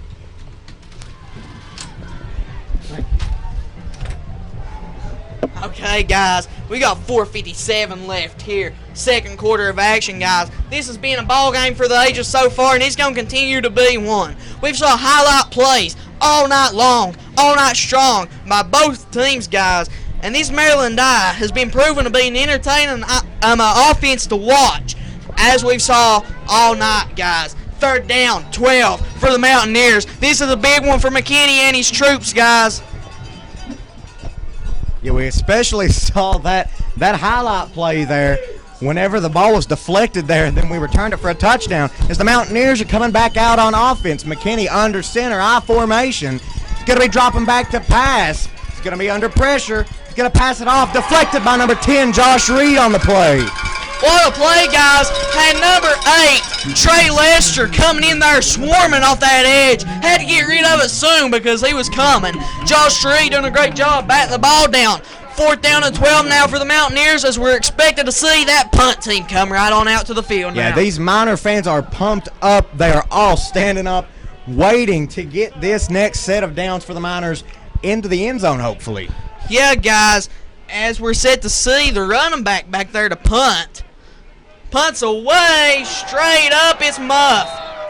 And it goes into the stands. Gonna have everybody fighting over that one, ain't it? Surprised the fan didn't pick it up and try to return the punt there, guys. Joey was that. Coach Fields was down there telling the fan he need to catch that punt and try to return it. We got 4:46 left. Second quarter of action. Shotgun formation for Dillon, Dakota. Yeah, they're going to be set. Bunch receivers on both sides of the field right now. 4:46 left in the first half. Miners looking to get it into the end zone here as they're looking to the sideline for their play. Dillon awaiting the snap along with Eli. Man in motion. Ball is snapped. Dillon's going to hand it off to Dawson Eli. He's going to pick up about 4 yards for the Miners there. Second down at about 6 now, Kyle. Yeah, guys, got a player shaking up a little bit on the field for the Miners, slow to get up, Caleb Hurley. He's going to stay out there, though, and keep on fighting, guys. This offensive line, guys like Seth Gold, Caleb Hurley, Zach Yates, Dalton Fields, just to name a few, along with Chase Warden. They are mules out there, guys, just being able to make huge holes for this Miner offense. Going to be back in a shotgun formation. A little over 4 minutes left. Bunch of receivers on both sides running out of time. Mingo Central going to call a timeout here because they wouldn't have had enough time to get the play off. Yeah, guys, definitely. A really smart timeout taken there by Coach Joey Fields. Miners on top 12 right now, guys. 4:09 left in the second quarter of action. They're looking to make it more. Jeremy Dillon putting on a great performance along with guys like Josh Reed. You know, you mentioned Jeremy Dillon, Dawson Eli. It can't be the only two contributors to this offense. As we saw Josh Reed get in there and make a huge play, not on offense, but on defense for the 6. Yeah, it's definitely not just been on the shoulders of Jeremy Dillon and Dawson Eli tonight. It has been a team effort tonight, and this is how it needs to be for the Miners every single night, every time that they come out. And if they keep playing like this, they can do anything that they want. Yeah, we've definitely seen some great things from the Miners tonight. Yeah, definitely, guys. I mean, they've been out there and they've been fighting. This has been a knockdown drag-out by both teams, guys. This has been nitty-gritty football, to say the least. And it's been interesting to see this because, honestly, this offensive line is playing with a fire tonight that we haven't saw all year. This offensive line, we're used to them knocking holes, but we haven't saw them play with this intensity in a while. Yeah, it's been a battle of the hogs tonight, Kyle. Offensive and defensive lines just clashing 24-7 here. Shotgun formation, bunch receivers on both sides. Man in motion, ball is snapped. Dillon's going to drop back to pass under a lot of pressure by Westfall. He's going to chuck it off. Caught by number 28, Dawson Eli. He's going to be at the 5. Touchdown, Mingo Central Miners! Play, guys. Play action. Halfback screen to Dawson Eli was set up beautiful, to say the least. Finding Mingo Central in the end zone for 6. Miners on top, 25-7. 3:58 left. Second quarter of action in what has been a phenomenal game so far, guys. What a play. I didn't expect that to happen. I didn't think we were going to get a touchdown. I didn't think we were going to do that good on that play. As we're set to see, number 53, Ethan Mendoza, coming back out for the PAT kick now. They're hoping for some better luck this time. 3:58 left in the first half. Yeah, definitely, guys. Mendoza set for the PAT. Guys, this Mingo Central team has came to play tonight. Kick is away. It's going to be blocked again. What a play. We definitely see Mingo Central stepping up tonight. What a play by number 36. Deacon Steams out there on the block. Done a great job 2 times now that makes. He's got in there for a PAT block. You have to imagine that number 53, Mendoza, won't be coming back in too many more times, especially if that happens again, because right now our PAT kicks aren't really doing that good, and it's not that he's missing them. It's because he's taking just a little bit too long to get to the ball to kick it. And, you know, he's just getting blocked. So you have to imagine he's not going to come out too many more times if that continues to happen. Not just that, guys, but nobody's accounting for that Mike Blitzer coming off that edge, time in, time out. We saw him every single time off that right side. He almost got in there on the first PAT, but he didn't. Mendoza made it right through the uprights. However, these past 2 PAT teams for Mendoza have both been blocked by that Mike Blitzer coming off that edge. You're set to see number 54, Seth Goad, coming out for the Mingo Central special team kickoff. Getting ready to see the Mountaineers take offense again, trying to score. Been shut down the past 3 times. Yeah, guys, this Mountaineer offense just needs to get something going at this point. 3:58 left. Second quarter of action. Gold squib kick is going to roll out of bounds and give them wonderful, wonderful field position here, to say the least, with 3:58 left in the second quarter of action. Yeah, it's going to be interesting to see what the Mountaineers are able to pull off here. Not a whole lot of momentum going behind them right now. Been shut down and turnover on downs the past 3 times that they have touched the ball. And last time they didn't even pick up a first down. So they're really going to be shaken up a little bit, and it's going to be interesting to see how they come out and fare against this Miner defense for this 4th time here. Yeah, guys, that a kick going out of bounds automatically gives them the ball on the 35-yard line. Really good field position for the Mountaineers to start this drive. Last drive they started on the 40 though due to the squib kick. As we're set to see Mountaineer offense back on the field. McKinney, Maryland I, yet again, guys. Miners up by 18 as the snap is away. It's a handoff up the gut to Lance, and he's going to break it loose to the 45, and he's going to be wrapped up and brought down. Wonderful open field tackle, saving the potential touchdown was Matt Browning, and he's out to the 50-yard line. Moving the chains for Mountaineer, first down. Yeah, that was a great run by number 24, Lance there, managing to find the hole and pick up quite a bit of yards there for the Mountaineers. This is the momentum boost that they needed to try to get them into the end zone here. Yeah, definitely, guys. Maryland I yet again. Power O up the gut.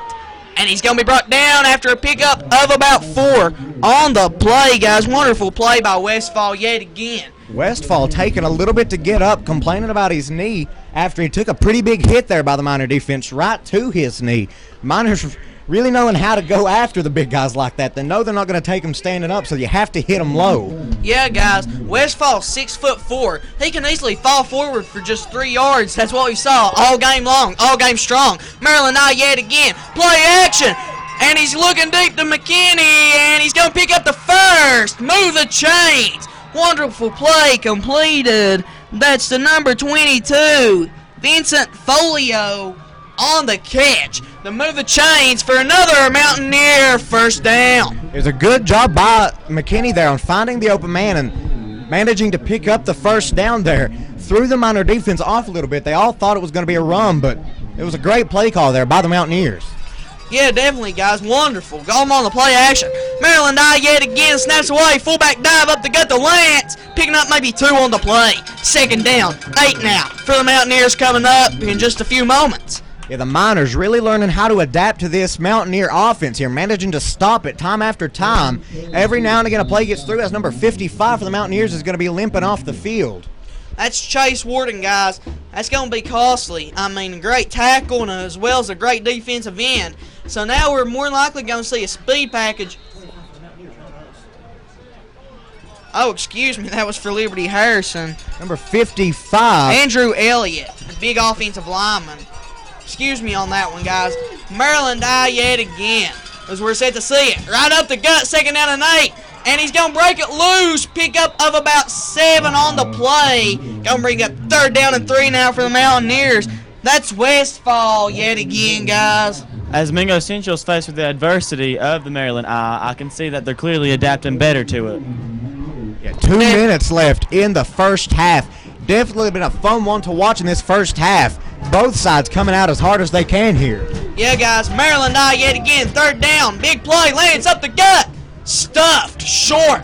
It's going to bring up 4th down and 1 now for the Mountaineers. What a play by the Miner defense. Swarming and holding them short on the third down and 3 attempt.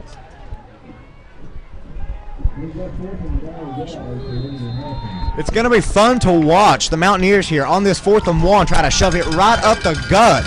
It's what you have to expect here with their dominating run Gotta game. imagine quarterback sneak. Got a Maryland I.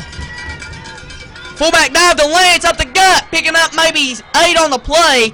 Moving the chains for a Mountaineer first down. Yeah, the Liberty Harrison Mountaineers, their offensive style of taking their time getting down the field, they're going to be pressed for time a little bit here because they're on the 23-yard line with 1:15 left in the first half. They're going to really have to kick it up a notch if they want to get down there. It's going to be interesting to see if they change tempo here, guys. They're used to playing close games, defensive battles. McKinney looking deep. He's got him on the wheel route. Moving the chains for a first down is Lance. He's out to the 12-yard line, guys, on what was a huge game by McKinney and the Mountaineers. It's also going to be good time management there. That's going to stop the clock for the Mountaineers there. 1 minute, 1 second left in the first half. It's going to be a timeout on the field for the Mountaineers. Really questionable why they would call a timeout there. They had the clock stopped anyways. Guess just going to try to find that goal line offense. I mean, we saw them run it pretty much all the way down the field. That heavy set, guys. Yeah, there's not too many more play calls you can get with the same formation that you've ran the entire game. So they might have just wanted to take a small little breather here and just give them a couple extra seconds because you can't take these timeouts into halftime with you. So you might as well use them before halftime. All play action passes for the Mountaineers has came on first down, guys. So you got to be questioning, they're used to just seeing fullback dives up the gut on first down. However, this drive, they've hit us with play action twice on first down, guys. So it's going to be questionable to see if Coach Fields catches on to that and potentially plays a little bit more conservative on that first down. Yeah, it's like everyone knows, Mingo Central secondary is not that strong against a passing game. So it's going to be fun to see how our defense is still able to adapt yet again to the Mountaineer offense. And out come the offense and defense, guys. 1 minute, 1 second left. Second quarter of action. Miners on top, 25-7. It's been a phenomenal ball game so far. It's going to continue to be one, guys. As we're set to see just a regular I formation now for the Mountaineers. It's going to be a toss with Lance. And he's going to try to get the sideline. He's going to get rocked out of bounds, guys. He's going to stay down for a little bit there.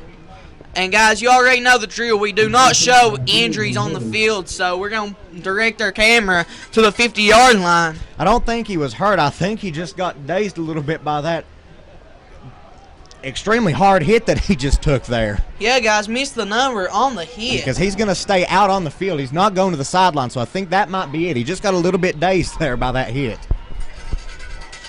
To say the least, guys. Number 44, Westfall, having to help him back out into the huddle. 55 seconds left, second quarter of action. Gotta imagine you ain't gonna see a handoff to Lance here. Maryland yet again. It's gonna be up the gut to Westfall. Pick up of maybe one on the play. Bringing up third down and about 4 now for the Mountaineers, guys. Great job there by number 55 on just holding on to his pants and making sure that he couldn't go anywhere. Yeah, definitely. I mean, Westfall's a big boy, and he's just going to try to barrel it ahead here right near the goal line, trying to get him a touchdown. Ball is on the 4-yard line. Third down and 3 now. For the Mountaineers, Maryland yet again. It's going to be a toss to the outside. Westfall breaking a tackle. And it's going to be a touchdown on the field for Westfall. In there for 6 with just 17 seconds left in the second quarter. Huge play for the Mountaineers, making the score 25-13. 12-point ball game on Minor Mountain to go. Yeah, that's definitely what they need going into halftime here. They need the little momentum boost that they just got because obviously Mingo Central, unless they pull something off here, they're not going to be able to score in these 17 seconds. As you're set to see, number 4 set to kick the PAT, and it's up, and it's good. Number 4, Chance Howell, converting on the PAT there. Yeah, guys, it's good, it's good, it's good. In there, making the score 25-14. We got an 11-point game up here on Minor Mountain as the Mingo Central Miners are on top, and they left 17 seconds left on the clock. As we do know, Coach Fields, he loves the miracle plays before halftime, guys. We saw it last week. And you got to imagine he's going to try to see it again here with 17 seconds left. Yeah, and I'm pretty sure everyone saw it the first week, too. We didn't even have 17 seconds. We had 6 seconds.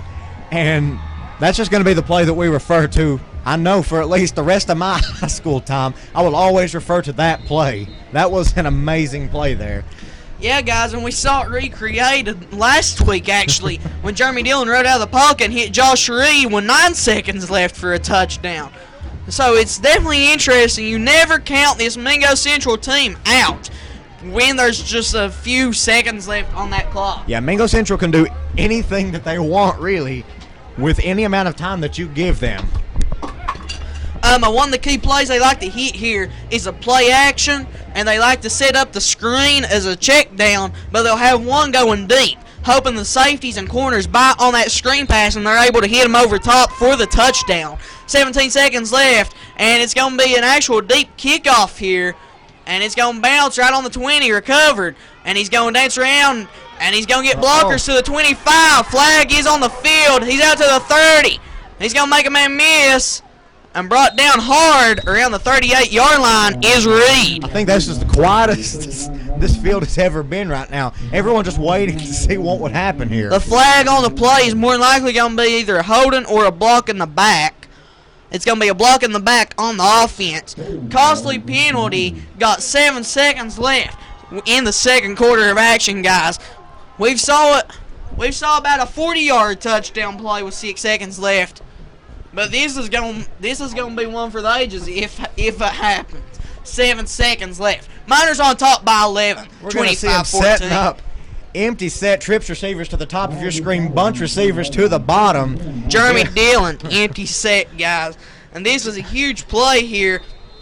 Could really pick up some momentum. Starting on the 20-yard line, 7 seconds. Yeah, we're going to see what happens here as he's looking at the sideline awaiting for the play call here. They really like to set up wide receiver screens out of this empty set. And like I mentioned, you might see that a fake wide receiver screen and try to hit them deep if Dillon the corners bite. setting up, awaiting the snap. Snap is away. He Jeremy gets it. He's Dillon. dropping back to pass. He's under pressure. He's going to chuck it deep. Almost intercepted there. And that's going to be the end of your first half of action. Miners on top, 25-14, in what has been a phenomenal game so far by both teams, guys. It's going to continue to be a good one in this second half of action. We're going to take our Mingo Central Live halftime break. Make sure y'all stay tuned for the second half with the crew, guys. Again, I'm Kyle Todd. I'm Dakota Jess. I'm Justin Nurse. And I'm Heath Reynolds. Guys, we're Mingo Central Live. Stay tuned for the second half of action. Everybody have a great day. Most importantly, as always, guys, God bless.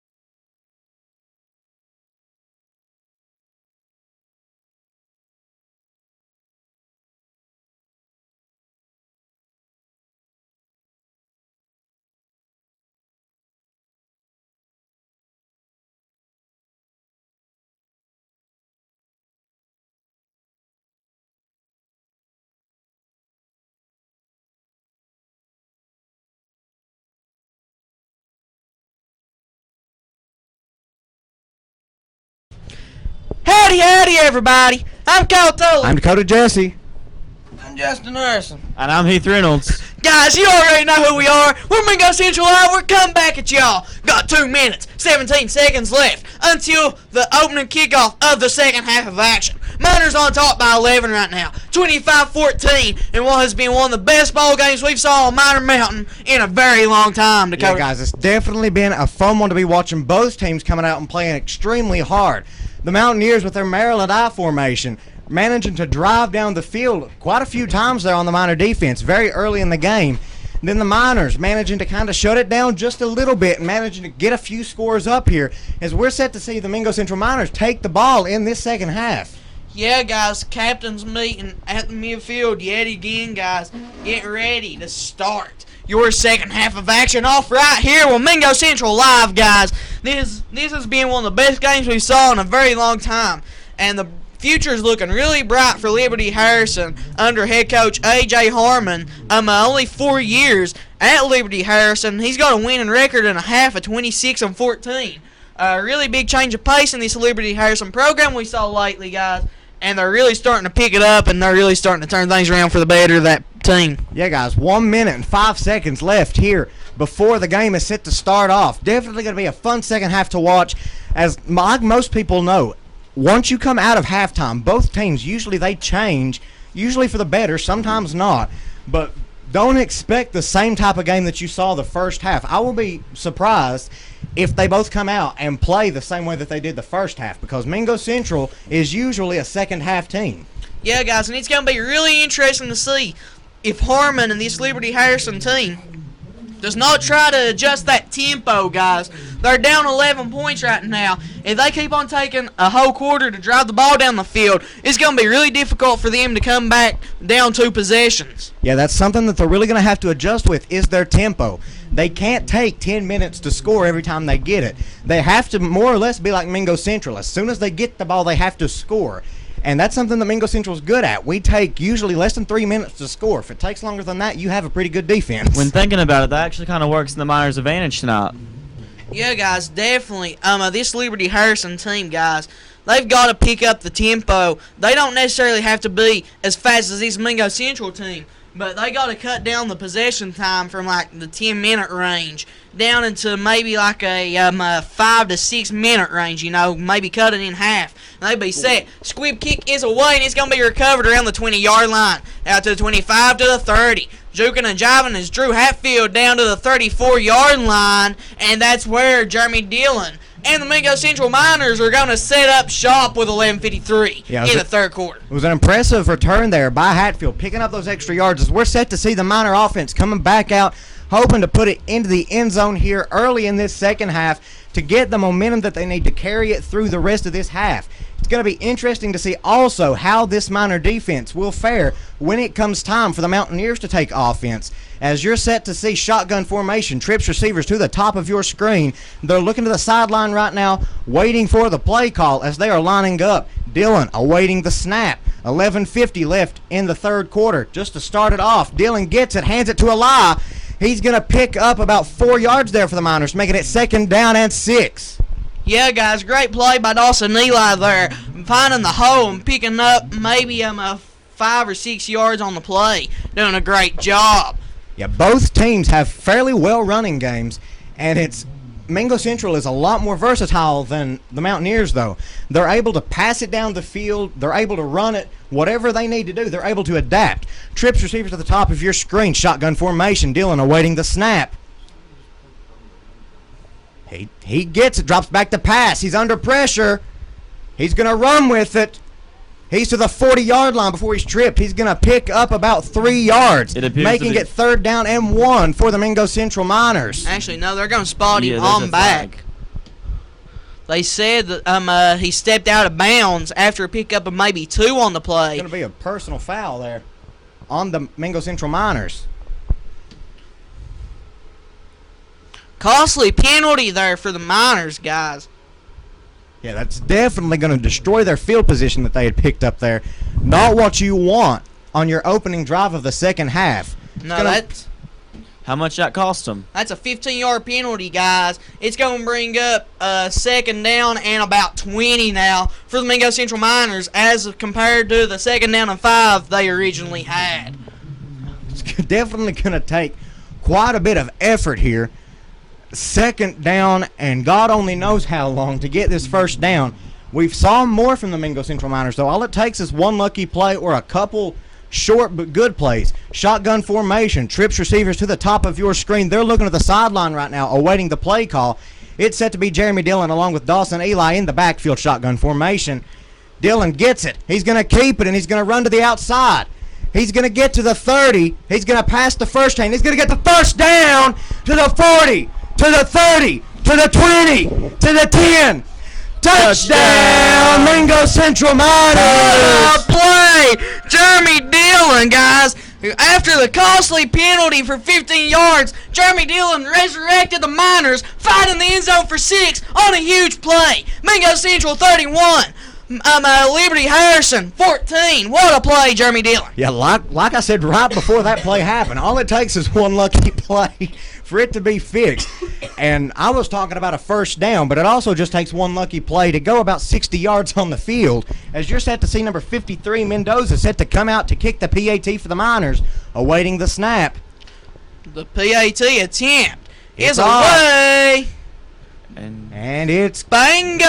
It's good, it's good, it's good. Ethan Mendoza in there for one more, making the score 32-14. Miners on top, 10-16 left in this third quarter of action, Dakota. yeah, Mendoza doing really good. Whenever it's not blocked, he's completed all of them. Yeah, 2 for 2 on the night. However, 2 for 4 combined, considering those two blocks. Yeah, and it's going to be interesting to see what the Mountaineers have set up here, what they fixed and what they tweaked around with in the first half. You have to imagine that they're going to have to find something different because what they have going for them right now isn't working at all. Yeah, definitely, guys. This Liberty Harrison team needs to find some momentum to be able to pick up some yards on this Mingo Central Miner defense, guys. As we're set to see the busiest man in Mingo County come back out onto the field yet again, Seth Gold for the kickoff. 10-16 left in the third quarter. Like we said, Mingo Central does not waste time at all when they go to score. The Mountaineers like to take their time driving it down, but the Miners, we like to push it in so we can bring our defense back out and give our offense quite a long rest, especially in this game, as number 54, Seth Gold, is set to kick it down the field to start off the Mountaineer offense in this second half. And he's lined up, and he's running towards the ball, and he kicks it. It's going to be a squib kick, picked up by number 2, and he's going to pick up actually quite a few yards. They're going to be brought down at about the 36-yard line. What a play. Number 8, Trey Lester, just swarming the special teams return man there.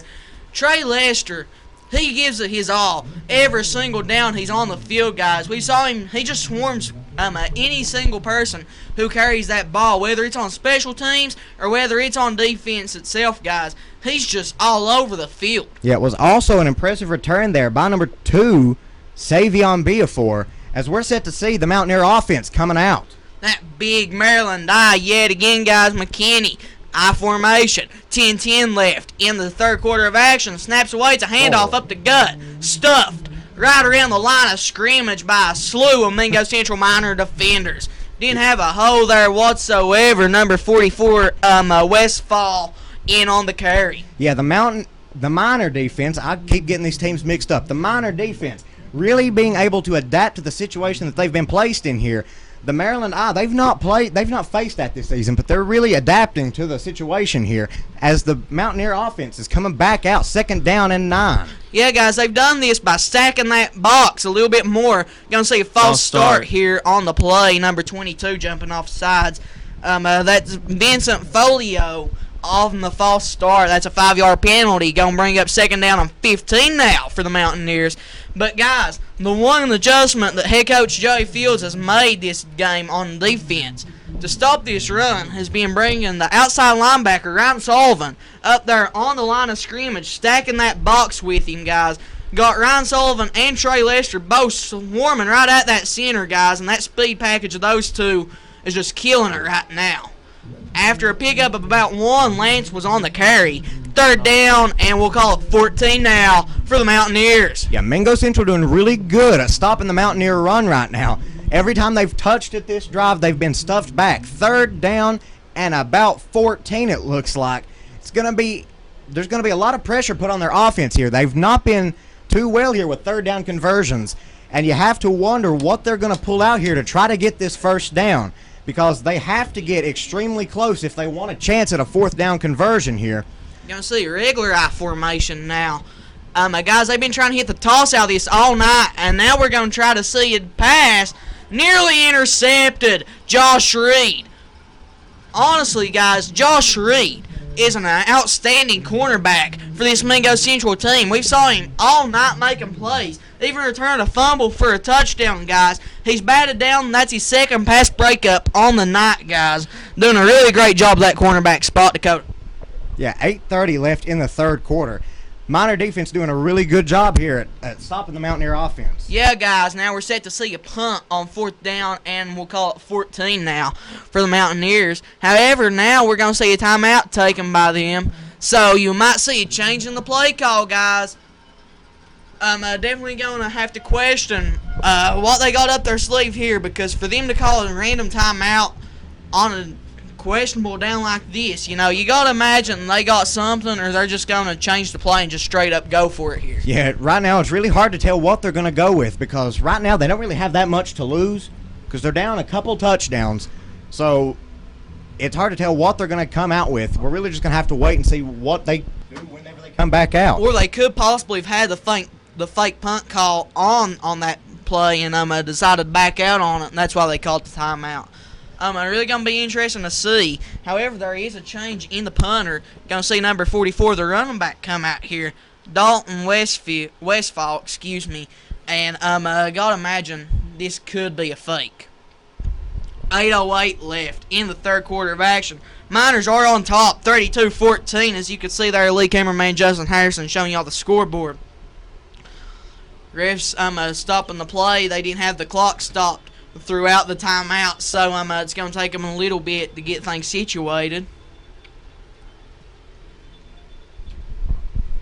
Yeah, it's definitely been an interesting game to watch. Been quite a fun one to announce, too. Both teams, neither one giving up. Both teams coming out, like we said, the Battle of the Hogs. Yeah, definitely, guys. A couple of the gunmen out there for this Liberty Harrison team was actually wide receivers, but maybe that was just all strategy, as they are actually going to punt, and it's going to be recovered by Miner. Actually, no, they're going to call it dead because it took the bounce. Matt Browning picked it up and was trying to run it back, guys. 8:17 left in the third quarter of action. Hey, guys, this Mingo Central team has been tearing it up right now. 32-14 in what has been a dynamic game on both sidelines, guys. Both teams are going at it strong here, guys. We're set to see Jeremy Dillon, shotgun formation. The ball is placed on the 36-yard line. You're going to see a tight end in the game. That's Justin Barker. They really like to run out of this heavy set when they put him in the ball game, guys. He's a big body out there, too. The middle linebacker as well as tight end. Changed numbers so he could play a little bit of offense this year. Shotgun formation, Jeremy Dillon. The snap is away, and they're going to look to throw. As the play is called dead, there's a flag on the play. And gotta imagine it's a false start, and that's exactly what it is. It's going to be a 5-yard penalty. First down and 15 now arrives for the Miners.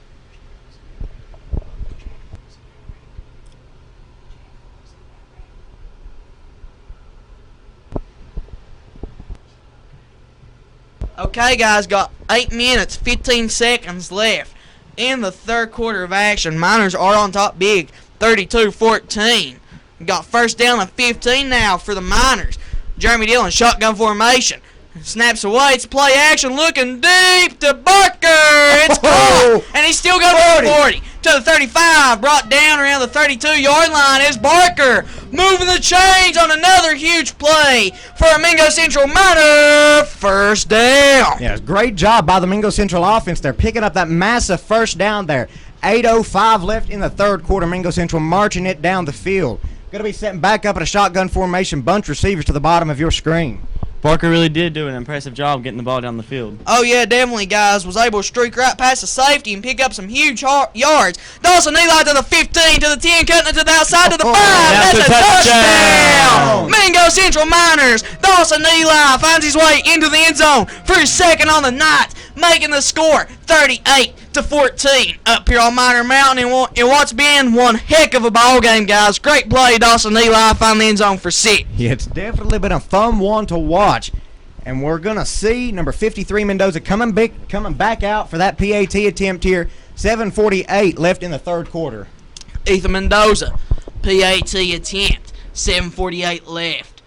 As we're set to see it, go watch that Mike Blitzer coming off that edge. The PAT attempt is up. And bingo! It's good, it's good, it's good. Ethan Mendoza in there for one more, making the score 39-14 in what's being one heck of a ball game on Miner Mountain. 7:48 left in the third quarter of action, as now we're set to see the busiest man in Mingo County enter back onto the field yet again, guys. Seth Gold away for the kickoff. Yeah, it seems like about every 5 minutes we're calling his name because Mingo Central's came right back out and scored again. Okay, guys, this has been one heck of a ball game so far. It's going to continue to be one, guys. Mingo Central has been putting on a performance and a half. Okay, guys, we're set to see more than likely number 2 for Liberty Harrison back to return. That's Savion B4, guys. He's going to be back there to return the kickoff. 39-14. That's your score. And what's been one heck of a ball game. Seth Gold line ball up on the 40-yard line. The returners for Liberty Harrison's going to set up shop on the 15. Set to return this kickoff. Seth Gold, the kick is away, and it's going to go deep. It's going to be recovered, actually muffed, and he's going to pick it up around the 5-yard line and fall there in what's going to be really tough field position for the Mountaineer offense to start this drive. Yeah, that's definitely not the way that they want to come into this drive. This is awful field position for them, and just judging by the way that it's went the past couple of times for them, Mingo Central's just going to come out and they're going to keep pounding them and pushing them back a little bit. So it's going to be a lot of pressure here on the Mountaineer offense on trying to pick up at least this first down. Yeah, definitely, guys. 7:43 in the third quarter. McKinney bringing the troops back out onto the field yet again. Seth McKinney has done a great job all night long of manning these troops, to say the least. And Maryland I formation yet again. And there's a flag on the play, and that's going to be false start. Pushing back, that should be half the distance to the goal. So instead of being on the 9-yard line, we're going to be on about the 4 or 4.5. And that was a costly penalty there, pushing them back even farther. Yeah, they didn't have good field position to start with. That definitely didn't help them out any. Yeah, guys, it's going to be first down on 14 now for this Mountaineer offense, as me and Dakota's trying to fight over who gets to talk. They're in Maryland I formation yet again. Snaps away up the gut, and he's going to be stuffed. After a pickup of about 2 on the play, guys, Thanksgiving's coming up, and they just stuffed him like a turkey on that line of scrimmage. That's number 44 out there, Westfall, on the carry yet again. Mingo Central on top, 39-14, in what's been a great ball game to say the least. 7:20 left, third quarter of action. That tops the chart. We got 7:10 left in the third quarter. Definitely been a fun one to watch, Kyle. You got a Maryland I formation again for the Mountaineers.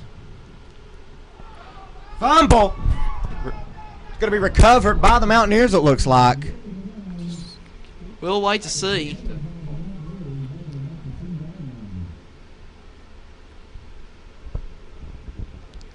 It is going to be recovered by Liberty Harrison. It does appear, guys. One thing you got to question, though, if Mingo Central can stuff them in this line of scrimmage yet again, there's a fairly decent chance that they're able to get in through here for potentially a punt block if Coach Fields does decide to send the house. However, though, he does got to account for the fake. I mean, Liberty Harrison has nothing to lose, and they got to be expecting a punt block situation here. Power row yet again, flag on the play. That's going to be false start, half the distance to go. Ain't going to be much of a difference, guys, but that's going to push them back to about the 2 or 1 yard line. Oh, God. I think this is one of the longest drives that the Mountaineers have had, and they're not going anywhere except backwards. Yeah, guys. Could potentially see a safety here coming up. If this Miner defense does decide to bring the house, guys, I mean, you know they're going to want to go for it. They're going to stack that box yet again. Ryan Sullivan is going to be in there along with Trey Lester coming right up the gut, guys, putting two of the fastest guys on the team. All right, you got the Mountaineers doing a Maryland I formation. It seems to be like a one-trick pony. Yeah, guys, Lance up the gut. Pick up of maybe 1 or 2 on the play. It's going to bring up 4th down and a country mile now for the Mountaineers. As you got to imagine, we're going to see the punt team come on, and this is one play you got to be cautious of if you're Coach Fields and this Mingo Central offense, guys. The Liberty Harrison Mountaineers might be expecting that punt block to come in, and you can easily hit them over the top here on a fake punt if that would be the case. And the punt. We got another flag on the field, guys. False start on the offense yet again. Penalties are just eating the Mountaineers up right now. It's going to be half the distance to the go yet again. Ball's going to be placed on the 2-yard line. And, guys, laundromats around the world are seeing what's going on in Mingo County right now. And they got to be imagining relocating after all the dirty laundry on the field tonight from these refs. We got 4th down and a country mile now. And the punt's away, and it's another short one. Going to go out of bounds. Actually, no, it's going to bounce, and it's going to be recovered around the 35-yard line. And that's where Jeremy Dillon and the Mingo Central Miners are going to set up shop with 5:10 left in the 3rd quarter, Dakota. Yeah, that's going to bring up great field position for the Miners. The Miners have been able to do a lot more with a lot longer distance to go. They don't have that long to go, and the offense has been clicking really well tonight. 5:10 left in the 3rd quarter. Going to be set up in a shotgun formation. Trips receivers to the top of your screen as they're looking to the sideline awaiting the play call here. Yeah, guys, Jeremy Dillon going to look and make some magic happen yet again. 1st down and 10 for the Miners. Man in motion. Dillon awaiting the snap. He gets it.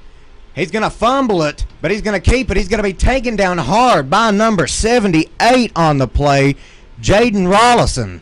What a hit there by Rollison. Great play by the nearly 300-pound junior coming through there and being able to lay a huge hit on Jeremy Dillon, the last year's Kennedy Award winner.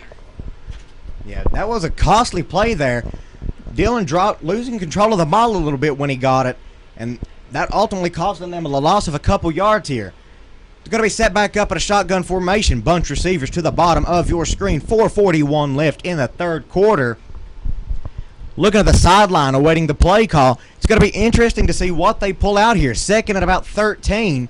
I ain't saw any wide receiver screens for this Mingo Central offense. That's one thing that we usually see Joey Fields do a lot. Dawson Eli's got hosed, though, to the 25, to the 20. McMahon missed to the 15, to the 10, to the 5, and he's going to be brought down right around the 5-yard line. Great play by Dawson Eli and that big Mingo Central offensive line making hose, Dakota. Yeah, just when you think there's not that much they could do to pick up that 1st down in one play, they end up almost getting a touchdown again in one play as they're coming back out shotgun formation, getting ready to start it off. Dillon awaiting the snap. He's going to get it. Hand it back off to Eli. Touchdown for the Mingo Central Miners. Yeah, guys, great play. Dawson Eli find his way into the end zone. That's 6 more on the board. 45-14. That's your score on Miner Mountain. 4:13 left in the 3rd quarter of action. Mingo Central is starting to pull away in this ball game, Dakota. Yeah, they're definitely doing a good job at taking the reins and keeping complete control as you're set to see number 53, Ethan Mendoza, back out for the PAT attempt here. Yeah, guys, Ethan Mendoza, the sophomore kicker, joined the team late. And the PAT is away. And it's good. Bingo! It's good, it's good, it's good.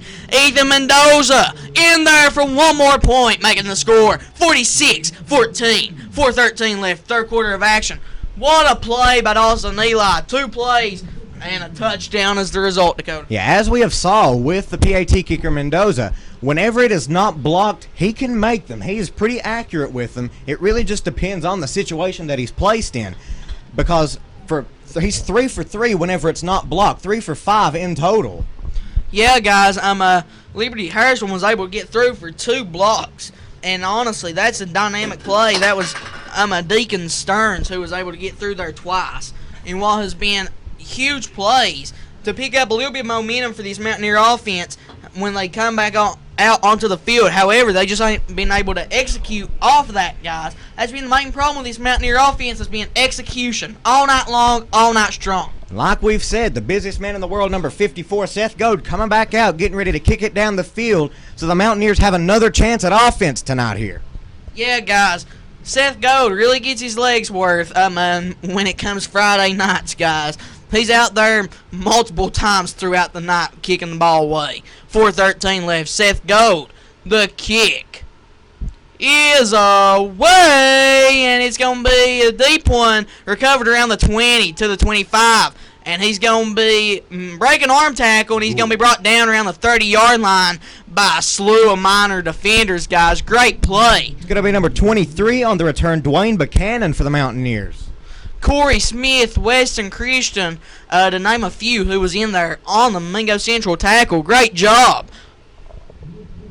4:05 left, third quarter of action. McKinney bringing the troops back out onto the field. The ball is on the 30-yard line. Guys, this game has been one-sided throughout the second half of action so far. Seth McKinney, with hopes of changing that, is going to bring his troops back out and line up in just a standard I formation this time. No Maryland I. First down and 10. We saw tosses out of this, and we saw a deep pass. This is their go-to. It's going to be a power O up the gut, pick up a maybe 2 on the play. Second down and 8 now for this Mountaineer offense. And one thing that I want to mention, there's been some pretty good sportsmanship out on the field.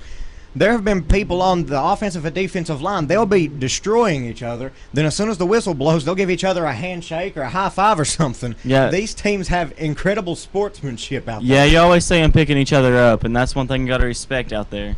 Yeah, guys, got a standard I formation yet again. McKinney under center. Looking to make something happen on the second down and 8. Power O up the gut again. And he ain't going nowhere. He's going to bring up third down and about 8 now. Number 44, Westfall, just has no hose to go to here, as there is an injured player, it appears, on the field. That's an injured Mountaineer. It's going to be number 44, Westfall. That's a costly injury. If it's May have been the same thing that happened to Lance earlier. He may have just gotten dazed by the big hit that he took there. Yeah, guys, definitely going to be a costly injury if it does have effect on his play. You're going to see number 10, Noah Leggett, coming in for number 64 for the Mountaineers. Yeah, guys, let's see, number 64, that's Zachary Hayes. Maryland I yet again. Play action. McKinney's got Trey Lester bearing down on him. The screen pass ain't going nowhere. There's a flag on the field, 2 of them. Flags are coming from everywhere, guys. We'll wait to see what the call is. We got 2 minutes and 31 seconds on the clock. The score is 46-14. Yeah, guys, Mingo Central on top big right now. Refs having a little powwow right on the 25-yard line. Got to discuss this one a little bit. Really not sure what the call was. I missed it. Considering it's a slip screen, could potentially be some sort of holding call, because sometimes offensive linemen have problems being able to get out there and make the blocks for the running backs. We'll wait to see what the call is. And it was going to be a holding call, so that's going to push them back. And now, guys, 2:31 left. 4th down now for this Mountaineer offense. This Mingo Central team has just been dynamite in this second half of action. Coach Fields has definitely got his adjustments underway, as we're set to see 4th down and about 15 now for the Miners. As we got Westfall back there for the punt now. Westfall, the punt is away, and it's a boomer this time. and they're just going to get away from it. Gonna be Face mask. flag, obviously, on that one. Matthew Browning He's still going. wasn't coming down easy. You know, we saw that a couple times during middle school. He would just stop around a punt, and then he'd pick it up, and he would run with it.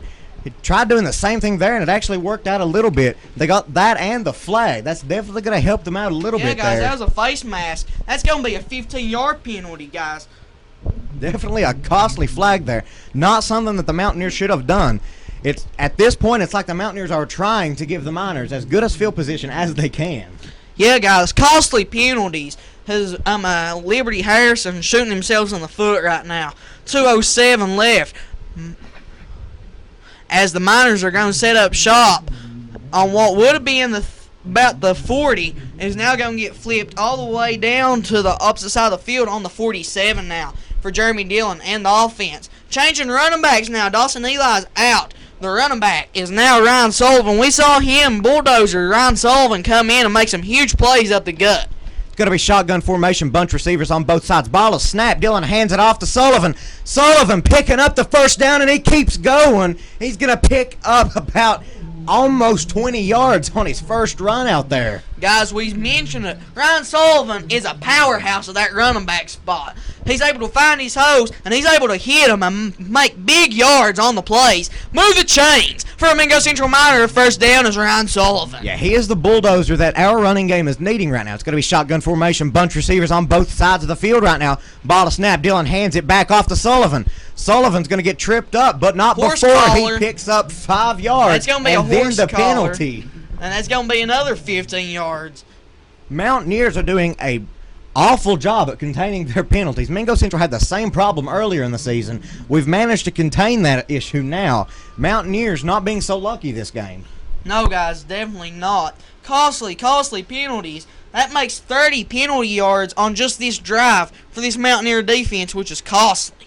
You're going to see it back at shotgun formation. 1:44 left in the third quarter.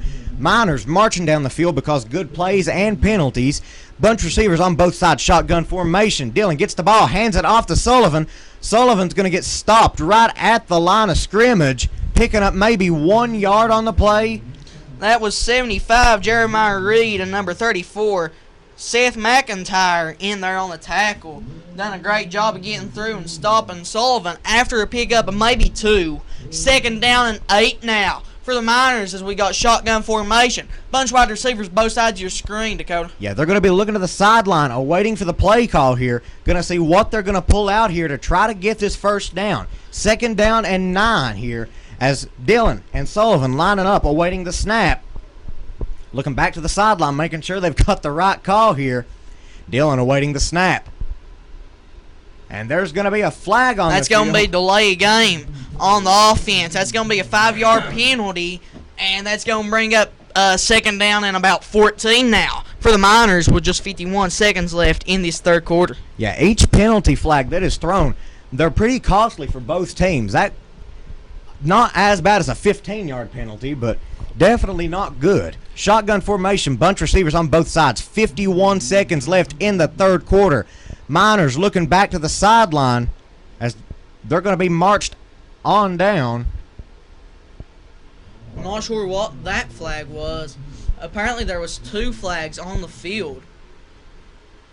They're going to be back at a shotgun formation. 51 seconds still in the third quarter. Bunch receivers on both sides of the field. It's going to be Jeremy Dillon and Ryan Sullivan in the backfield awaiting the snap as the offensive line is lining up. The ball is snapped. Dillon drops back to pass. He's going to gut it off to Hatfield, who catches it 10-yard line. Touchdown for the Mingo Central Miners. What a play! Drew Hatfield finding the end zone, tacking on 6 more up on that scoreboard, guys. That's going to make the score 52-14. Miners on top, 44 seconds left in the third quarter of action. What a play, guys. We saw every single one of the offensive linemen just get low on every single one of the defensive linemen just to make sure Jeremy Dillon had enough time to hit Drew Hatfield over the middle on that slant pass. You got number 53, Mendoza, coming out, getting ready for the PAT kick. Looking at the sideline, trying to get something set up here. Timeout, Mingo Central. It's definitely been a fun game. I want to point out something that happened in class today. Mr. Hunt asked Drew Hatfield what he thought the score would be, and Hatfield said he thought it would be around 56-12. And right now, that score is extremely close to what he predicted right now. Yeah, guys, apparently we need Drew Hatfield on the crew, guys. He's a fortune teller. Wish we had that ability, Dakota. Yeah, it's definitely been a fun one to watch, though. Both teams, the scoreboard's not showing it, but that first half, the Mountaineers came out in full force, and they were laying the smackdown on the Miners. But the Miners being able to capitalize and contain the Mountaineer offense now, and forcing them to just shut down. At this point, you have 44 seconds on the clock, and you hear the fans rumble in the bleachers getting ready for the game to start. Oh, yeah, definitely, guys. This has been one heck of a ball game so far, and it's going to continue to be one, guys. The scoreboard just don't do it justice, guys. This Mountaineer team has been fighting all game long, all game strong. It's been really impressive to see just how well they've done against this Mingo Central Miner team, guys. They've been dynamite. Now we're set to see Ethan Mendoza back out on for your PAT attempt, trying to make it 53-14.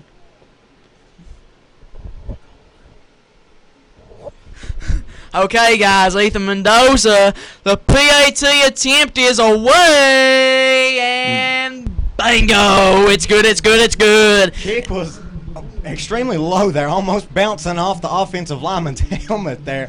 Luckily getting right over it, though, to get in for that extra point. Yeah, guys, I'm doing a great job, Ethan Mendoza, with the line drive, making it right down the middle yet again, staying perfect minus the 2 blocks on the night. Yeah, every time he's been out there, minus the 2 blocks, he has been 100% accurate on it. That time cutting it a little low, but it still got in there, so it doesn't really matter right now. Yeah, if guys. you're a fan, all you worry about right now is just getting the point. You don't care how you get it, as long as you do get it. Amen to that one, Dakota. 53-14. That's your score up here on Miner Mountain, guys. It's been a really close game up until this third quarter of action where the tides have turned. And Coach Joey Fields, along with this Mingo Central Miner team, has really started to pull ahead in this contest, Dakota. And like we've said all game, busiest man in the world, number 54, Seth Goad, coming out getting ready to kick it down the field to give the Mountaineers yet another chance on offense. Mountaineers have been unsuccessful the entire second half so far, not being able to pull anything off. Okay, guys, Seth Goad lining the ball up on the 40-yard line. Both return men for the Liberty Harrison Mountaineers are setting up shop on the 15. They're ready to rock.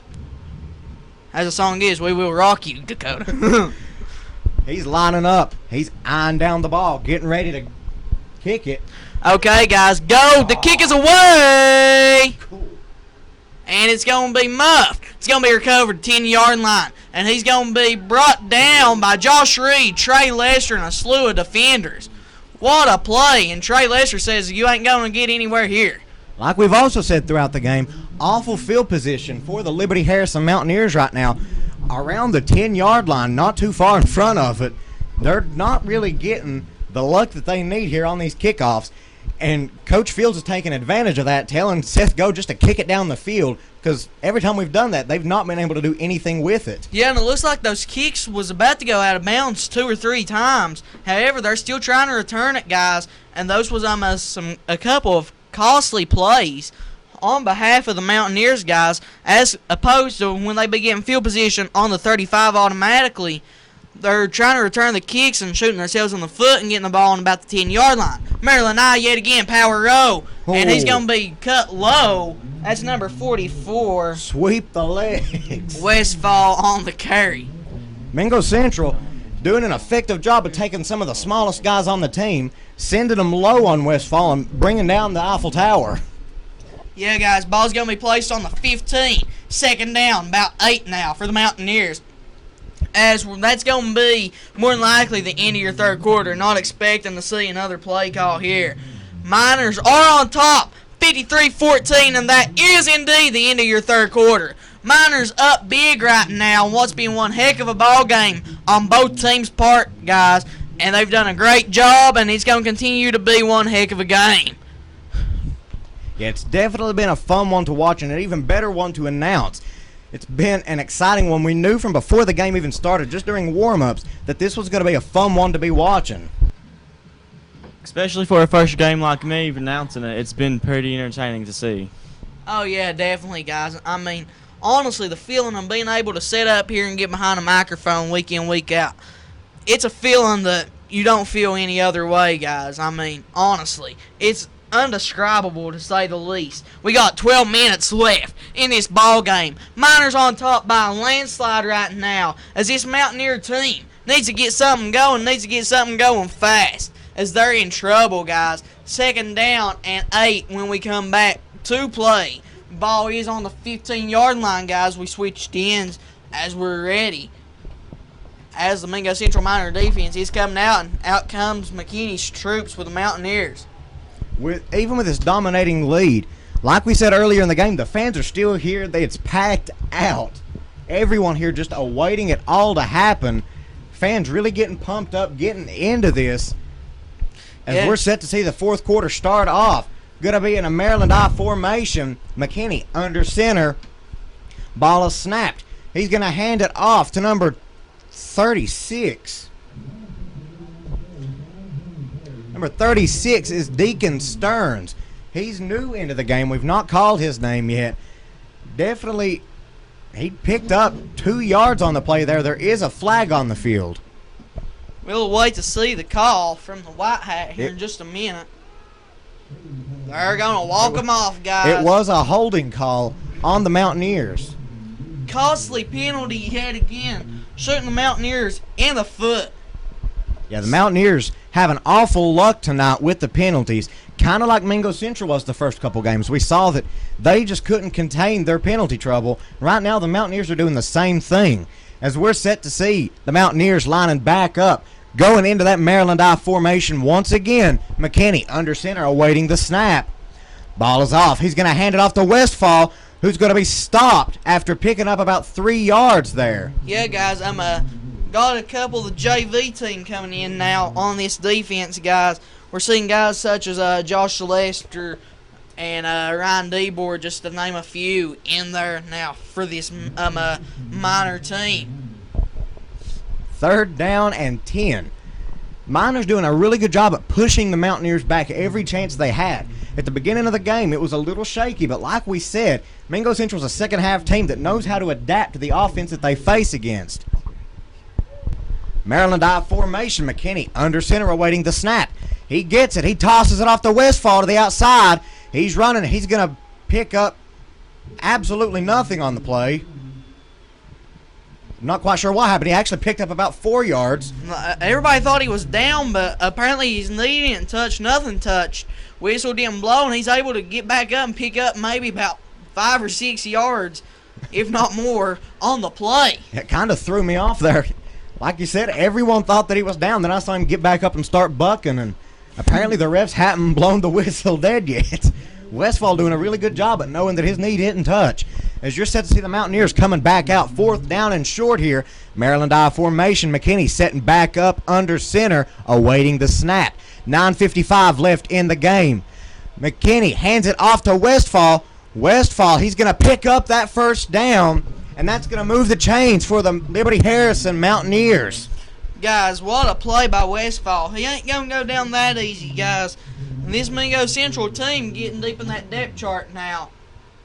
You got to imagine, they got to know that they need to get a group of tacklers in there to bring Westfall down. I mean, he's 6'4", and yeah, right now, it's a good thing that the Miners are putting some of their JV and giving them experience against a player like Westfall. As they're setting back up at a Maryland I formation, McKinney hands it right back to Westfall. Westfall's going to pick up about 6 yards on the carry. Westfall manages to pick up quite a few most of the times that he carries. It's either he picks up a lot of yards or he hardly picks up any at all. Yeah, guys, there really ain't much in between. Guys, we got new players entering the game here, there, and everywhere. Every time you blink, someone new's out there on the field now. Yeah, guys, it's going to be really hard for us to keep up with, so y'all just bear with us. We got 8:40 left in the 4th quarter of action. Miners on top, 53-14 in what's been a landslide. Maryland I yet again, 2nd down. It's going to be Westfall up the gut, dancing around, juking and jiving, and picking up the 1st. Moving the chains for a Mountaineer 1st down. It was a good job by Westfall managing to pick up the 1st down to move the chains.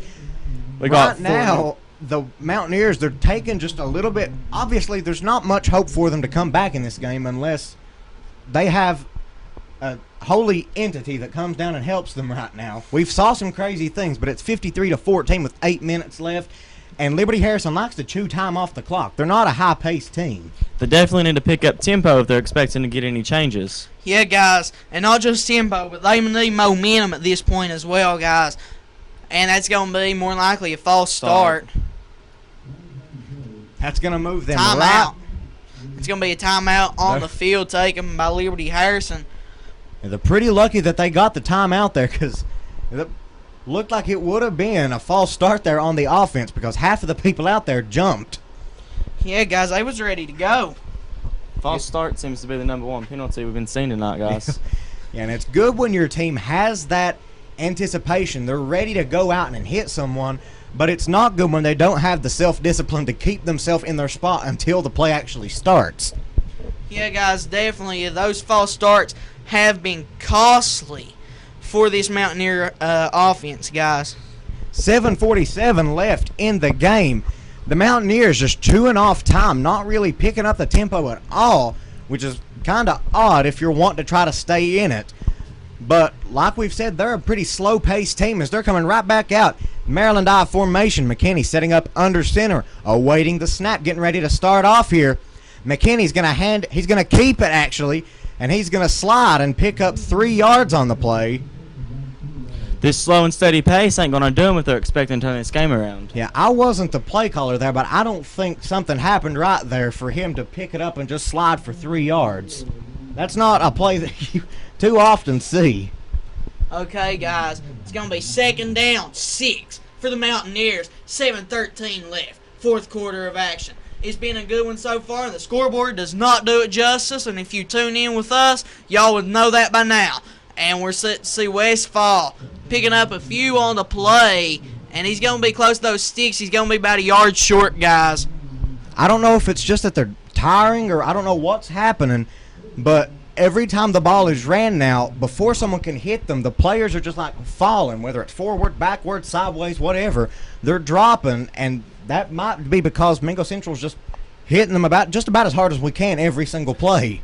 Well, that's the truth, and you got to imagine, too, I mean, we got 300-pound offensive linemen who's seniors out there for Liberty Harrison going up against sophomores and freshmen right now on that defensive line for Mingo Central.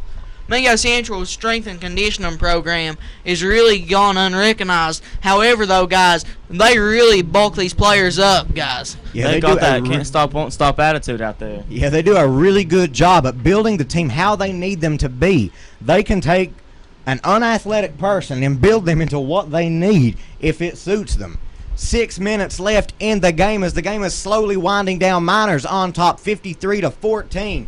Mountaineers coming back out, lining up. Maryland I formation. It's going to be McKinney under center. Okay, guys. Got 1st down and 10 for the Mountaineers. Snaps away. It's going to be forward back dive right up the gut. Picking up maybe 4 on the play. That's number 34 now for the Mountaineers. Going to get some playing time. We'll see who that is. That's going to be Seth McIntyre in there for the carry. Picking up maybe 4 on the play. 2nd down, 6 now for the Mountaineers yet again. 5:20 left in your 4th quarter of action. Time's ticking, guys, and this Mountaineer team just looks like they're going to try to get some respect points here at the end. Yeah, 5 minutes left. There's not that much you can do. Just putting up some pride points here. Maryland I formation. McKinney under center awaiting the snap. Ball is off, and he's going to hand it off to number 23, and he's actually going to pick up quite a few yards there. That's Gavin Farley, the sophomore. Number 23, Dwayne Buchanan coming out. Kyle, I think you keep looking at the wrong roster. I was on the Mingo Central roster. Excuse me, guys. This book's getting me a little bit confused, to say the least, right now. We got 4:40 left in the 4th quarter of action, guys. We got so many stats sitting around us right now. I really can't keep my head up It above looks like water. a Twisters came through and just thrown papers around. That's true.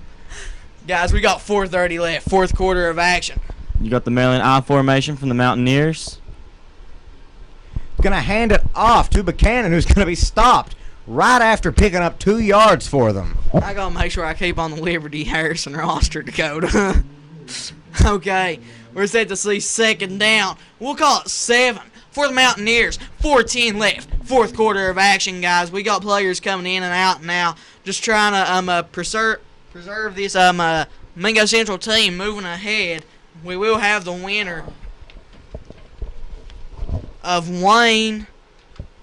Let's see here. We'll have the winner of the Wayne and Fairmont Senior game. Maryland I formation yet again. Snaps away. It's going to be a handoff. And he's going to get the power O. He's got the outside. And he's got a hoe to the 10, to the 5. And it's going to be close. Touchdown! Mountaineers on the play. 53-20 is your score. 3:30 left in the fourth quarter of action, Dakota.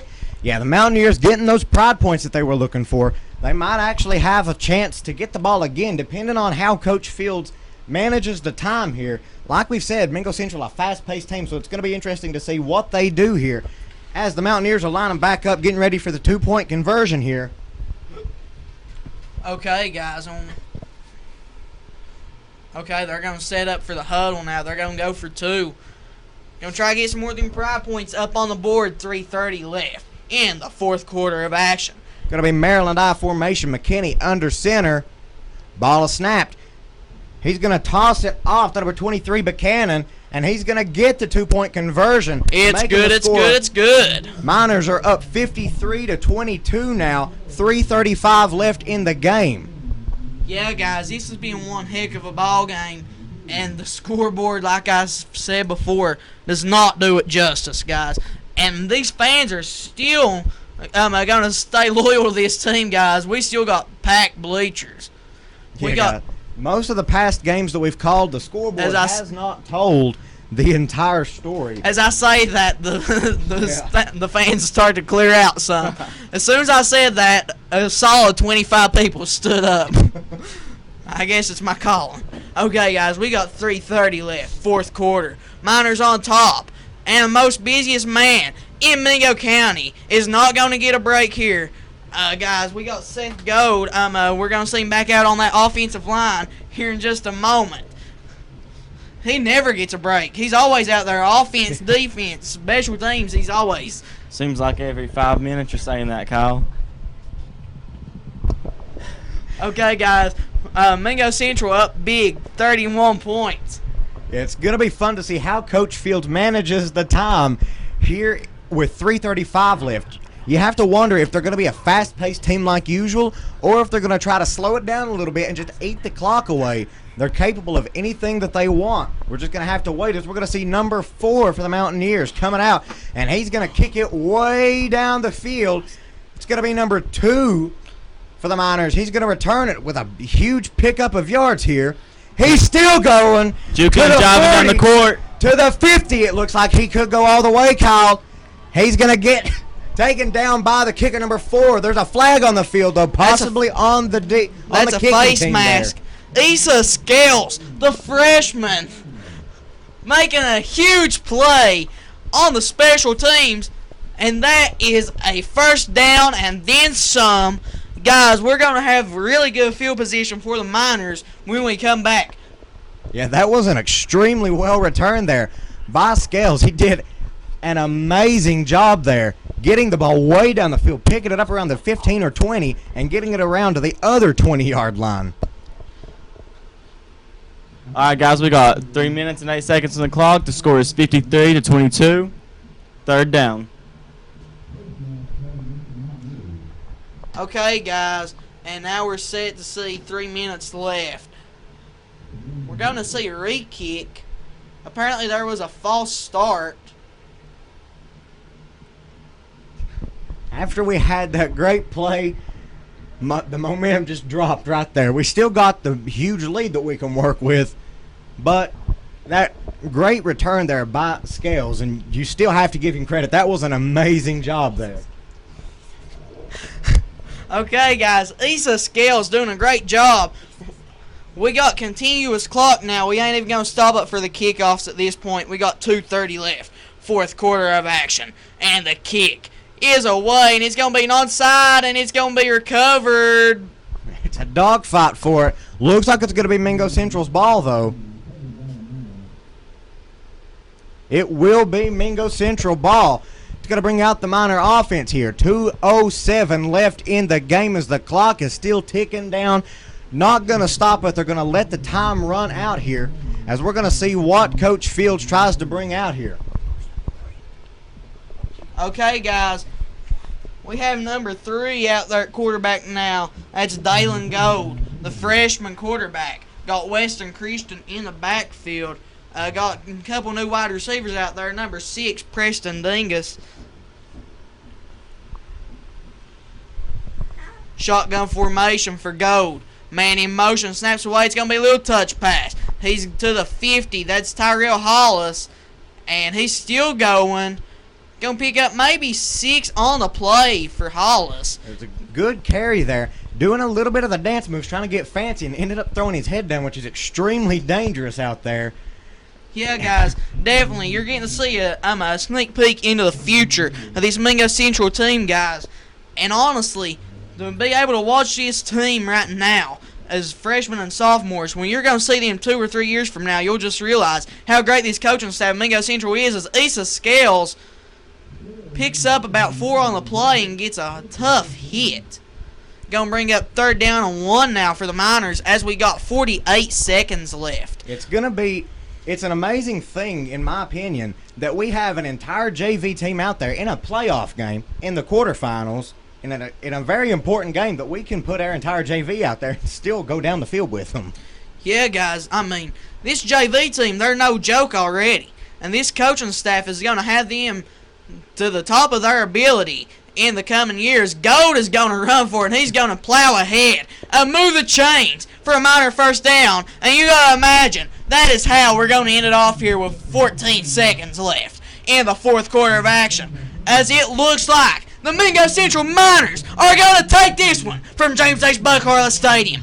53-22 in what has been one heck of a ball game.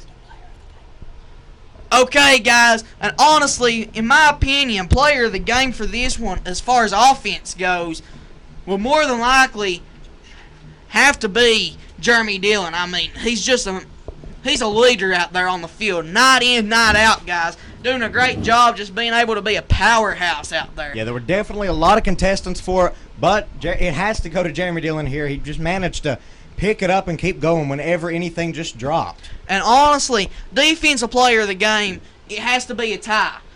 I mean, we got one key role player in this game that has really been vital in stopping that run. Number 30, Ryan Sullivan, coming up in that box, a man in the middle, along with number 10, Josh Reed, who recovered a fumble all the way back for 6, guys. And that's going to do it for this one, guys. I'm Kyle Tolan. I'm Dakota Jesse. I'm Justin Nurse. And I'm Heath Reynolds. Guys, we're Mingo Central Live. Make sure y'all tune back with us, guys, as Mingo Central Miners will be taking on the winner on that, let's see here, on that Wayne and Fairmont Senior game coming up tomorrow. It's going to be a good one up here on Miner Mountain next week, guys. So make sure you all tune in with the crew. Again, I'm Kyle Tolan. I'm Dakota Jesse. I'm Justin Nurse. And I'm Heath Reynolds. We're Mingo Central Live, guys. Everybody have a great day. And most importantly, as always, guys, God bless.